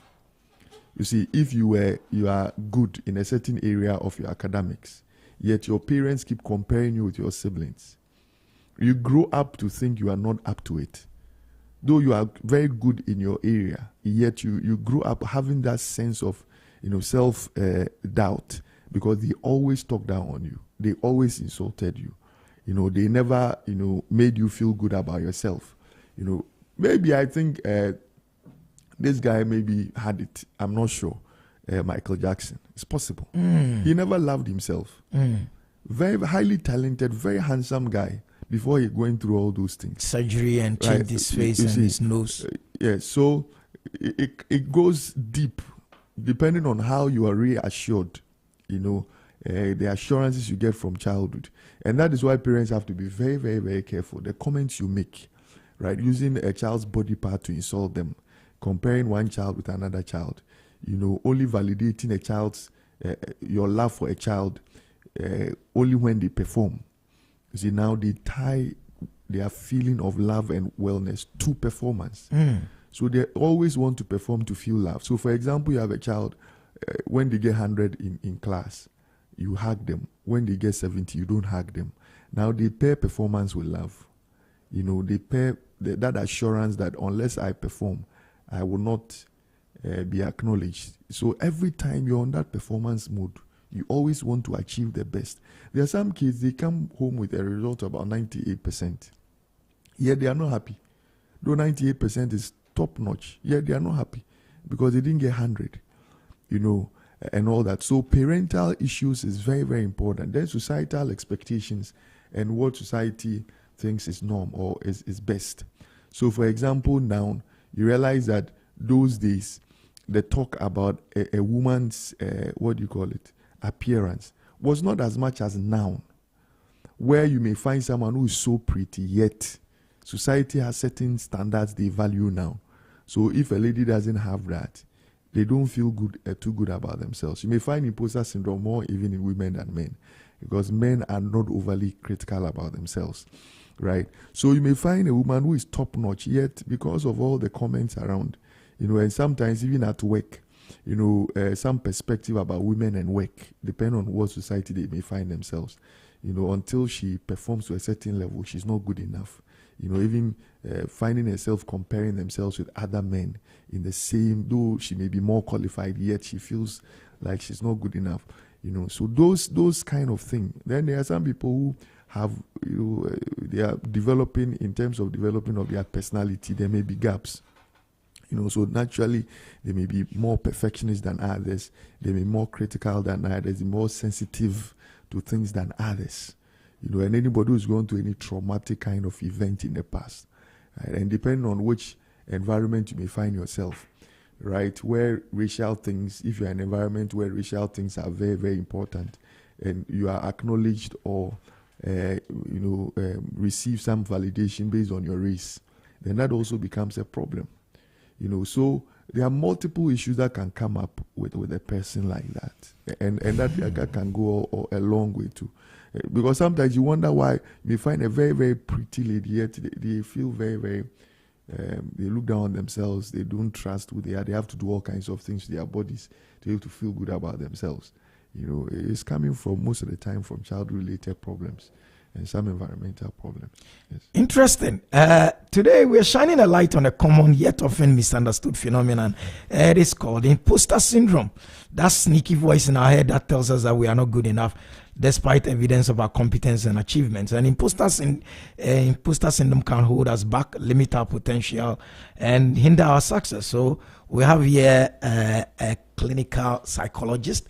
He's also a doctor, and so today on personal development, we're exploring the techniques for conquering this imposter syndrome and unlocking our potential. Dr. Isaac Newman-Atta is a medical doctor, clinical psychologist, like I said, and he's a PRO of the Ghana Psychological Association. Is there an age where this thing is prevalent? Well, you may find it more, there's a bridge between childhood and adulthood, right? So you may find it in between 15 and 49. Okay. That age is very critical for. Around that age, you're not discovering who you are, what you want to do with your life. You are discovering how life should look like for you. Around that time, performance becomes critical. You start comparing yourself with other people. It's a job kind of relationship kind of age. So you may find more people, and most of the child-related issues start manifesting themselves around that time. You see, so from age to between the age of 15 and 49, very critical for relationships, for pursuit of purpose, career, and those things. And that is critical. Wow. And so what would be the symptoms if I walked out of this studio right now and I start going office to office? How will I know somebody has imposter syndrome in this organization? Okay, so they are always anxious about their performance. Two, they may try to avoid taking over certain roles. So you give to them, they are qualified, yet they don't have the confidence to do it. So you are actually, why? You can do it. And it may take them a lot of time for them to be able to come to the terms that I can do it. They may also self-talk. You see them using all kinds of negative words. Me, Charlie, I know they form. Me, I know go feed one. Because if they say that they're able to do that, then it reaffirms the fact that they can do it. Okay. You see, so they may negative self-talk a lot. Then again, they may be perfectionists. So you may have this guy or this lady at work who is always very, very, obsessed about getting everything right all the time. People too may be over-involved in things. So you come to work and there are people who really overwork. And sometimes you think they are very hardworking. Meanwhile, they have that sense of inadequacy. That is why they are working. Then again, too, they may compare themselves a lot with others. Because the more they compare and they realize they are better, the more it reaffirms, their own potential. So you may have people go into, they become very, very competitive at work. Sometimes you meet some people and realize that almost everything they are there, almost everything they want to be recognized, almost everything they want to come up on tops, and things like that. You may think that this guy is good, this guy is all around. Meanwhile, it is as a result of that. How does imposter syndrome affect quality of work? There are good sides, there are bad sides. The good side means that the person may do beyond and above, exceed your expectation, because it is that gives them that sense of worth. So the good side about it is that you may have someone who may be beyond and above at work. In another sense too is that sometimes when you need the person to show up, they may not show up. You see, sometimes when you need them to receive criticisms well, they may not. Because the more they are criticized, the more they feel very, very inadequate. The more they self-doubt. You may find them become a bit more competitive at work, and not allow others to also rise. And that's negative. That's negative. You may find them not appreciating others the way they should. Okay. You may find them being overly protective of where they are. So instead of resigning, they won't. Instead of delegating, they won't. Instead of giving others the opportunity, they may not. And it's all because they are afraid they will be found out. Yes, they are afraid. So they are overcompensating. Yes. So, and they will not be found out because they are qualified. They are qualified. They are competent. Yeah, they are competent. They will not be found So out. it's just in their head. Yes. So that feeling of that, and it's built over years. It's no, someone like that doesn't become like that overnight. Like I said, it may start all the way from the time they were born. You know, how parents have handled them, how society expects them to be, maybe some experiences. You know, I think there was this guy who came to see me about a problem. He can't accept criticisms at work. He can't. Even relationship, he can't. What happened? At age 7, he was asked to go and recite a poem during their, speech day or something. 7. And while she was reciting the poem, he missed the line. And he became confused on stage. And everybody started laughing. That dealt with him. It was a major traumatic event. And after that event, people started bullying him in school, saying all kinds of things. So now, anything that sounds like an embarrassment, he will put up a defense. He will fight it with every sinew in his body. Yes. So things like that don't just happen overnight. You know, everything we're doing, you know, because everybody is coming from somewhere, and there are things that influences people. You know, there are things sometimes you may pass a comment, you know, about someone, and you don't know that comment really dealt with the person. They will never forget. You see, and if they are not able to deal with all that, then it affects their self-image. They self-doubt, they self-talk. They stand in the mirror, and whatever you said is what they are seeing, not really who they are. You know, so that's why we have to be very, very, very careful about how we relate to people, how we respond to them. Not everybody can take whatever we are saying lightly. You know, not every child can grow up and snap out of certain things. You know, and sometimes you go into marriage, a lot of marital problems is based on, child-related, a lot of work-related issues. Sometimes you work under a certain boss, and, you know, they are very, very graceful, you know, very, very kind. They empathize. They always want their workers to, you know, they push their workers. They are making sure people are making progress and all that. But sometimes you work under certain people, and it's like they're all over the place. You know, they are very, very vindictive. You know, they oppress people. It's like they can't take no for an answer. You know, there are all kinds of things, and you struggle to work under them. And sometimes you wonder why. You know, maybe for example, even the universities. Sometimes you find a lecturer who is very, very, very hard on students. The more the students feel, the more he feels good that, you know, he's okay, you know, and all that. You find some lecturers who are always willing for, you know, students to move on, you know, and there are others too who it's like the more they feel people, the more, hey, this lecturer there is hard power, you know, and there are some too who are very, very vindictive, you know, and you wonder why. You know, most of the time it's because of their own, and there are some if you don't address them by their titles, you know, they'll have a big problem with you, because that may be the only thing that gives them confidence, you know, that they have arrived, you know, they've done something in their life. So if you, for example, you miss it, and it's now the person is even a professor, you say doctor, you are in big trouble. I mean, it's as if you've been listening to my show. It happened to me last week. I referred to a full professor as an associate, and he corrected me live on air. Yeah, corrected me live on air. Behind all those things, it's someone who is trying to deal with an image. It's trying to deal with their own self-confidence. It hides under all kinds of things, you know. So, and sometimes you go to places and even professors, the students address them Isaac or John. You know, and they're fine. Nobody gets it. Fine. No, they are fine with it. There's nothing really about it. But there are places you go.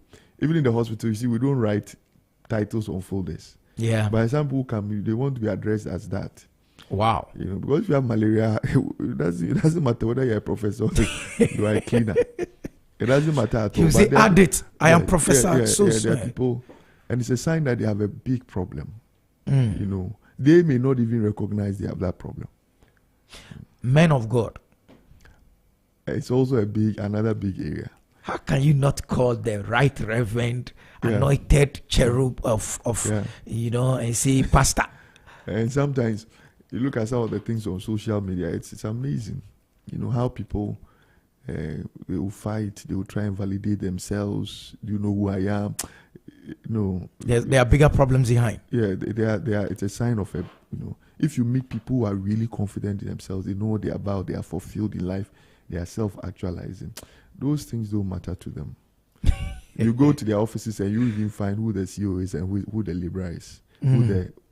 Because everybody is everybody. They really don't impose themselves on people, because sometimes behind all that is someone who is struggling in there.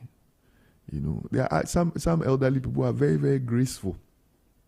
Very, very graceful people. They are very, very, forgiving, pleasant to be with. You speak to them and, but the others too who are all over the place. That's interesting. So there's a listener who is listening to us and the person is saying, probably I have or I don't have. What do I do? How do I deal with imposter syndrome? It starts from the mind.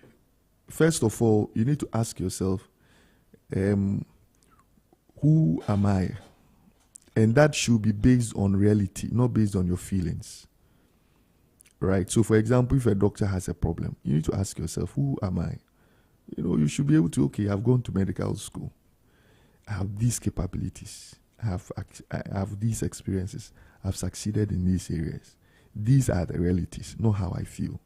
The more you affirm that, the more you're able to get out of it. So you need to be able to have that introspection, not judgmental kind of introspection, but you need to navigate through who you are, right? And affirm that. Secondly, you need to find out whether your belief systems is based on external things, right? So what it means that you need to evaluate your past and your present, things around you. Is what I feel, is it because of how I was raised? Is it because of the environment, society, and expectations? You need that assessment so that now you don't base your expectations or your feelings on external things, but based on who you are. That is very, very important, because we internalize our experiences, and if we are not careful, we may we may rather take in what others are saying instead of what we are saying. Those two evaluations is very important. And third, you need to be able to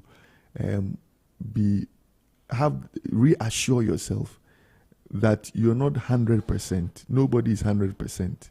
Nobody has everything. Nobody has all knowledge. And it's okay to be human. It's okay. It's also part of the experience. It's okay to make mistakes. It's okay to fail sometimes.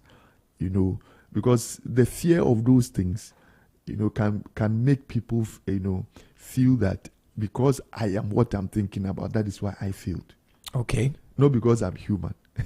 I mean, at the base of this diagnosis we're going through and all that is rational thinking. But is the imposter syndrome sufferer capable of rational thinking? Oh, they are capable. If they were not capable, they won't be where they are. Okay. They have that capability of navigating their way through life. So they have that capability. But that feeling, things that are attached to emotions, they last longer. Okay. See, things that are attached to emotions, they last longer. So, for example, you go to a meeting, a lot is said, a lot is done. But there may be particular things in that meeting that you remember because it made you feel personal. It made you feel a certain way. You will never forget. So, for example, in the hospital, you may come to the hospital, go through, the various steps. You go to meet the doctor. You may even forget the diagnosis, forget the names of the drug. But you cannot forget how the doctor made you feel or how the nurse, you won't forget it. Anything that is attached to an emotion stays longer. And most of these things is because of some level of experience, right? There's some emotional attachment to all those things. So sometimes it becomes difficult. But when you intentionally rationalize, so the word is intentional. You have to intentionally make that effort to have that rationalization in your mind, right? Go through that. So you're at work, you are the boss. You are genuinely the boss. Being nice doesn't reduce your status. Not being vindictive doesn't change anything. You still have that car.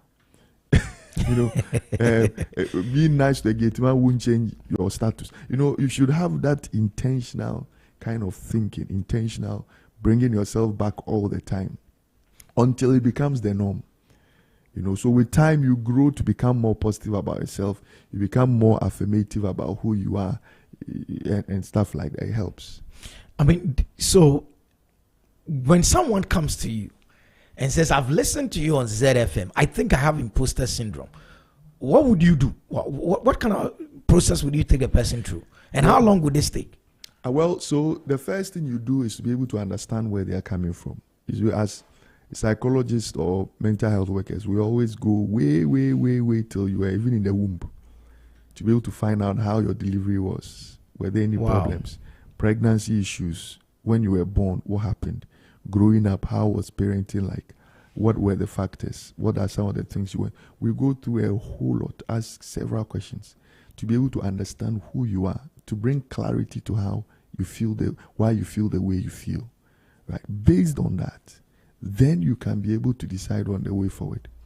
See what you should do in particular to be able to help this particular person and what they're going. And almost all the time, you find something hidden somewhere. Like I shared with you, someone in the 30s, something happened at age 7. And he himself didn't notice that, I think this is where it's coming from. And that is the beauty of meeting a therapist who knows what they're about. They're able to open your eyes to many things, be able to connect the dots, be able to let you know exactly what the issues are. So based on that, then you can be able to help them think well, feel well, and behave well. And there are all kinds of therapies for it, depending on what the issues are. The imposter syndrome, does it fall under a mental health? So we do not have that diagnosis. Okay. But we have that concept. Okay. What does that mean? So what it means is that we have various illnesses, and we have those illnesses have been categorized, you see, and I won't use the word coded, but it's just like we have our Bible we follow based on disease, signs, and symptoms. Okay. So people may have mental health issues, but they may not have an illness. You understand what I'm saying? Yeah. So imposter syndrome may be under mental health, yet it's not a disease. I'm asking this question because in Ghana, everything to do with mental health, we categorize. We have just one category: the guy crazy. Yes, and that is very, very, very wrong. So I'm sure someone is listening to me and say, I think I have this problem. You see? But they don't know that it's under mental health. Okay. So you may have a mental health issue, but it may not have something. It may be affecting your mental well-being, yet it's not a disease like depression, major depressive disorders, or schizophrenia, or a narcissistic personality disorder, all those things. Those things are categorizations. We have diseases. We say these are mental illnesses, but there are some issues that are under mental health. That is not a disease. And imposter syndrome is one of them. Yes. We won't solve imposter syndrome with a medication. No. But depending on the reasons, the risk factors. Okay. Then we may say that, okay, you may need this and need that. Wow. But with schizophrenia and the rest. So let me give you an example. Please do. Physical health. You may have a headache, yet it's not a disease. Okay. You see, you may have a headache, but you don't have any disease like malaria or pneumonia or something which is giving a headache. But when you've not eaten since morning. So when you take paracetamol, it will go, but it's not a disease. So that is it. So some people may come up with some signs and symptoms, which is under mental health, but they don't have a disease. Okay. So they are not crazy. No. So schizophrenia. So the crazy people say crazy is under psychotic disorders. Okay. There are various groups of mental disorders. The mood disorders, bipolar related disorders. We have schizophrenia. That is the normal madness related problems. Right, we have stress-related disorders, personality disorders, neurocognitive disorders. We have neurodevelopmental problems. We have sex-related disorders, we call paraphilias or sexual dysfunctions. Then we have the eating disorders, feeding disorders, impulse control problems. So we have different mental disorders, right? But madness-related problems is called psychotic disorders. Okay, we have different types. But the moment we say mental health, people's mind go there. The guy crazy. But beyond that, any thinking or feelings or behavior that is affecting your life negatively is a mental health. Okay. Thinking, feelings, and behavior. Thinking, feelings, and behavior. So any thinking or feelings or behavior that is affecting you negatively is a sign that your mental well-being is affected. You may not have a disease, yet you have a mental health problem. Thanks for the education. It's 9:35. We're talking to my good friend here. Is someone just sent me a message. I'll read it out eventually, just so that we're on the same page. But what role I want to find out from Dr. Isaac Newmanata, who happens to be a medical doctor and a clinical psychologist at the same time. He's also the director of the UPSA clinic and PRO of the Ghana Psychological Association. The role of individuals in your life or otherwise, how does that help, or how does that aid or hamper imposter syndrome? We are very, very emotional beings. Okay. And we are more emotionally affected by the people who are significant to us. So at the workplace, someone may insult you. You couldn't be bothered. You won't be bothered. Or someone may do something, you won't be bothered. But if it's someone in your personal space who did it, it feels more painful, because we are all very, very, very much into who we allow into our space. So what it means is that every single statement, every single action towards you by the people around you affects you significantly. You see. So what it means is that the words you are hearing all the time, the things people affirm or do not affirm, significantly affect you, especially if they are in your space. Very significantly. And if you go into people like that in their lives, you realize that it's coming from someone closer to them. Wow. And so in solving or in diagnosing and looking for a way out of imposter syndrome, what then would these same individuals have to play? Well, what it means is that you as a person, you need to determine who is significant, who comes into your space. See, there are 4 levels of relationships when it comes to how close people are to you. I got this from the Bible, actually. I call it the Jesus principle, right? But it applies to life. The people have all kinds of concepts around that thing.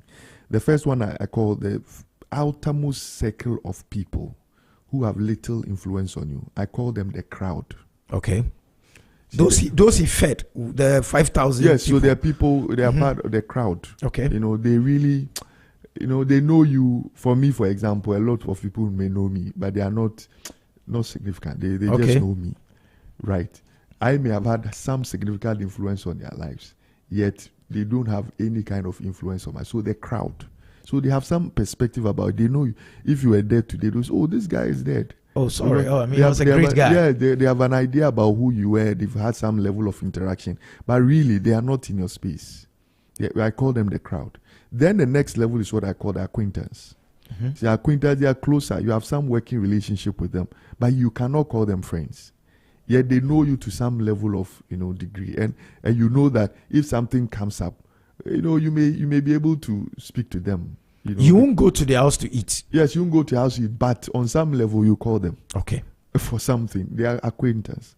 So your work colleagues and stuff like that, you can say, oh, these are my acquaintances. Then the next level is the friends. Right? The friends, you have some, significant contact with them. They have some significant influence on your life. You may share some personal things with them, right? And so you can call them friends.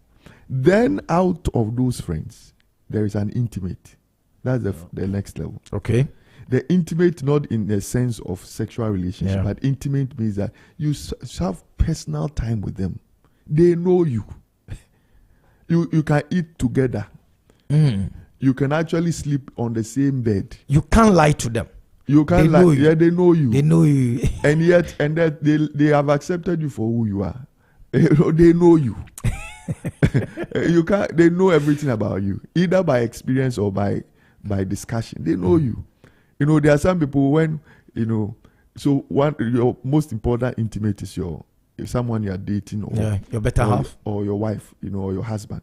They know you. For me, for example, my wife knows me.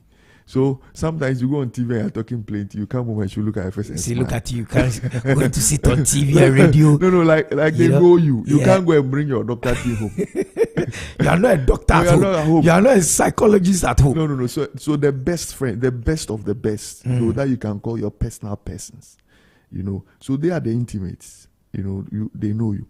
So someone can be an intimate today, but if their influence has become toxic, you may have to shift them into the crowd.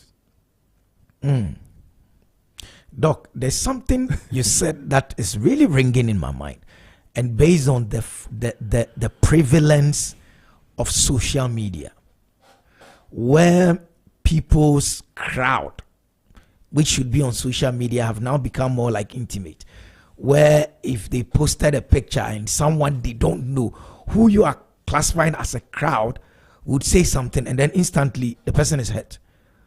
Why have we moved? It's like social media has moved crowd into intimate. Yeah, because now the success of people is determined by how many people follow them. So it's not really the people or the relationship. It's about a threat on their success.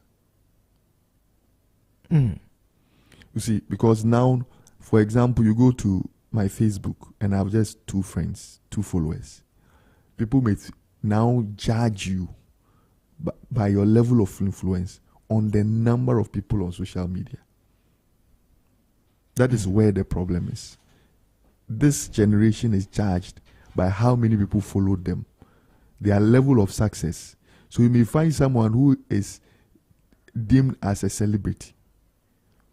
Yet, Nabra Bono, if it wasn't for the crowd and the fooling around the crowd, right, there is nothing to show that this person, Wabo Brabia, the person must be celebrated.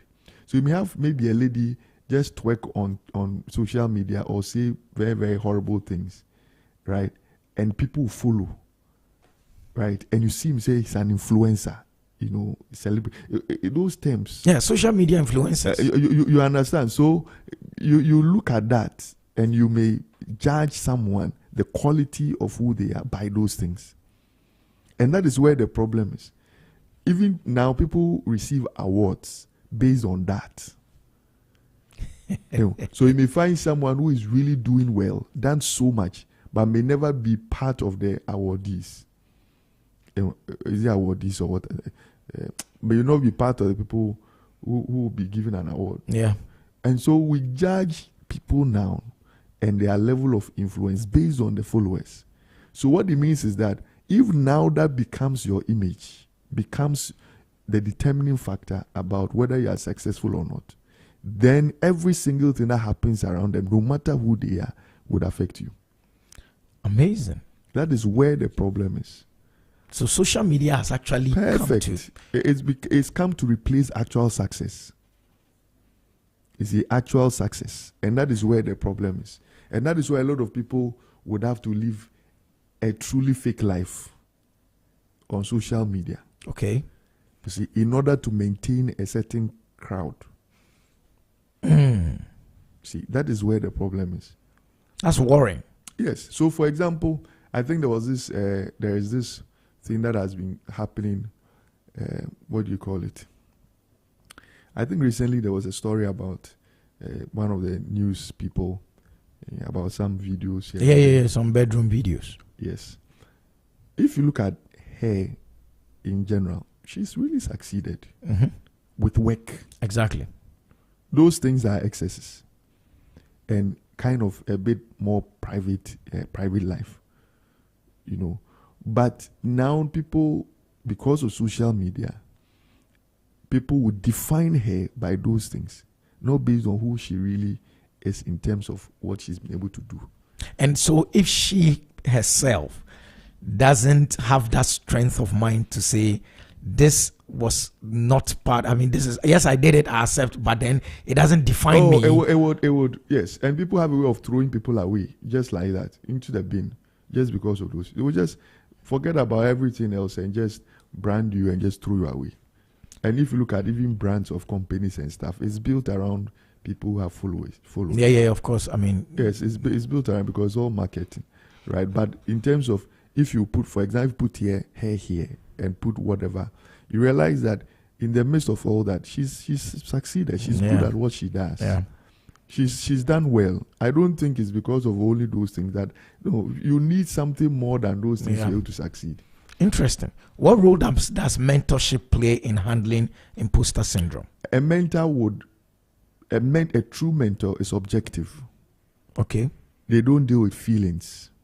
A mentor will tell you who you are, what your capabilities are, what your potentials are, and be able to help you achieve that. So a mentor is going to affirm who you really are. Interesting. You see, a mentor will tell you that, no, you feel this way, but I know you, this is who you really are. Clinical psychologist. We don't even know a lot in this town. If you ask an average guy on the street, do you know who a clinical psychologist, what the person does? Can you show me the office of one of them? Why is that? I think it's we have magnified one aspect of health. Wow. Tell us. There are 4 levels of health, 4 dimensions of health. We have physical, mental, social, and spiritual. Physical, mental, social, and spiritual. These are the 4 dimensions of health. But we've magnified the physical aspect. Hypertension, diabetes, those things. Even all those other physical illnesses have their own mental health related problems. Okay. So when you go to the hospital, people are going there with physical health problems, but not mental health problems. Because we don't know that mental health issues are also health issues. We make mental health issues personal issues, and we try to deal with it ourselves. So nobody goes to the hospital and say, doctor, I think that I don't feel confident in myself. Though I'm achieving a lot, yet I feel inadequate. Help me. We don't know that it is part of health. Wow. We see those things as personal challenges, personal issues. Let me try and deal with it myself. Who do I talk to?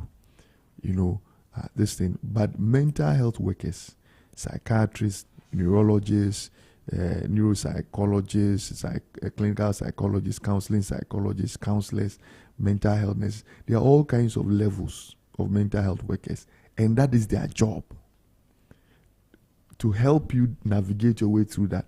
Nobody goes also and say, I have marital problems. How do I fix it? No, you go to your pastor. But a lot of marital problems has mental health issues undertone. Mm. So you may meet a lady who is overly sensitive. Why? Abuse from childhood. And now in marriage, little things become big things. But you don't know that what is causing that is under mental health. You never go to the hospital. So if they had gone to see a mental health worker, the marriage wouldn't have ended up in divorce. Oh, wow. But people see those things as personal issues, trying to deal with it themselves. But they are health issues because they are under mental health. How you think, how you feel, and how you behave. How you think, how you feel, how you behave. Yes. And now currently you can walk into any hospital. And there will be a clinical psychologist. Oh, there is someone there who has been designated to handle mental health problems. That's how easy it is. Those days it wasn't like that at all. Ah, that's why. It wasn't like that. You see, now there are a lot more who are being trained now because of government policies. A lot has happened, right? Then again, and now a lot of people are becoming more and more aware of the issues. Okay. So now you have people who walk into hospital to complain that I need a therapist. I receive calls all the time, maybe all the time. I need to see a therapist who have been referred to see you. That kind of thing. It's becoming more and more, accessible now. Interesting. What is Purple Month? Yeah, so Purple Month is a month that Ghana has put in place, as in designated for mental health awareness. So Mental Health Authority, the mother body for all mental health problems, right, has decided that, what do you call it? May. The month of May. The month of May is a mental health awareness month. So that's where all kinds of mental health advocacy is happening all over the country. I think that a lot has happened so far. There are school outreaches to corporate organizations, issues. But the focus more this month, we are focusing a bit more on maternal mental health, mothers and the mental health issues that they are likely to face. So why does that deserve special mention? Because it's the most neglected aspect. when if someone is pregnant, you think it's just baby growing up. Charlie, get over it. It's not like that. 9 months, give birth, we'll do our drawing. That's all we are done. The presence of the baby creates all kinds of hormonal changes that affects the mood of mothers, predisposes them to all kinds of mental health issues, including depression, anxiety, stress, psychotic problems. There are some mothers who become psychotic even after pregnancy. That is your nice way of saying mad. Yes. There are some mothers who kill their babies. You know, there are some mothers who reject their babies. It's not their fault because of all those changes. You know, so it's a whole neglected. If you go to OBS and Gynae and even the assessment of mothers, there is no major assessment when it comes to mental health issues. So mothers have to struggle through. You know, and a lot of them go through all kinds of problems. Amazing. So this month is Purple Month. Yes. And the Mental Health Authority is saying that, we should focus on it. Yes. So, for instance, Z101.9 FM, what role can we play in this? I think that probably this month and the subsequent months, every week, intentionally discuss something mental health. Okay. Like your shows every morning, like we are doing this morning. Every week, there should be one of them should be dedicated because it cuts across. From what we are talking about, some organization is planning to sack a worker instead of sending him for some mental health assessment and support. They will sack him. If that worker had a headache, they wouldn't sack him. If they have hyper, they won't sack him. But they don't know that whatever is affecting the performance is under mental health. So before an organization sacks anybody, send the person for an assessment.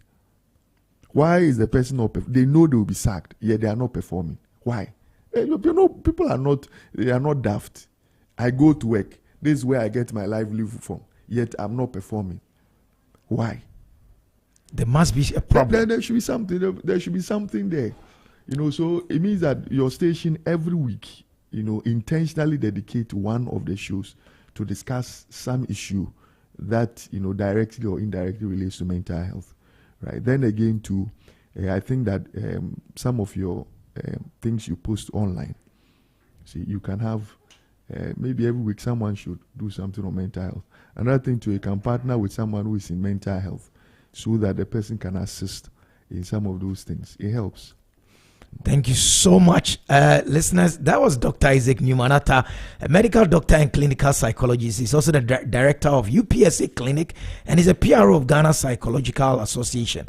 He's been tackling the issue of imposter syndrome, how to overcome it, the techniques and overcoming self-doubt and building confidence in your abilities. We've been having a very great discussion. And this month, the month of May, is Purple Month. Purple Month, yes. So ZFM, we will take part in the Purple Month. We will help push the mental health agenda. Thank you so much, Doc, for coming. Very much. And enjoy the rest of the day, sir. Thank you. God bless. So, yes, this is it. Z101.9 FM, your show, Zed in the Morning. It's coming to an end. We just have about a minute to go. Let me just run this by you. You are aware of this. The University of Ghana Medical Students Association is celebrating its annual long week event dubbed Rendest, as an organization dedicated to promoting health education in the community. This year's focus is to create awareness on chronic kidney disease. And the lineup of activities from 1st May to 12th May includes 1st May, that's already done. There was a public health screening and health talk at St. Mary's Senior High. Then on the 3rd of May, there was the UGMSA week launch. There was a basketball night, a Jesse night. 4th was soccer gala. And today is the 6th. Today there will be breakfast with the dean and official. Monday, then there will be an interclass quiz tomorrow. Rep your school. Then there will be a debate which will be completed on Wednesday, where UGMSA. 9th, there's a cookout competition. 12th, there's a gospel rock show. The venues all at the University of Ghana Medical School, Kolebu, all are cordially invited. So this is the announcement coming from the University of Ghana Medical Students Association. It is their week-long celebration. They call it a Rendest. Thank you so much. It's 9:55. All too soon. It's time for us to leave. But we'll never leave without saying it. Yes, pray like it only depends on God. But work like it only depends on you. We'll do this again tomorrow, people. My name is Jerry Hall. It's your lifestyle lurcher.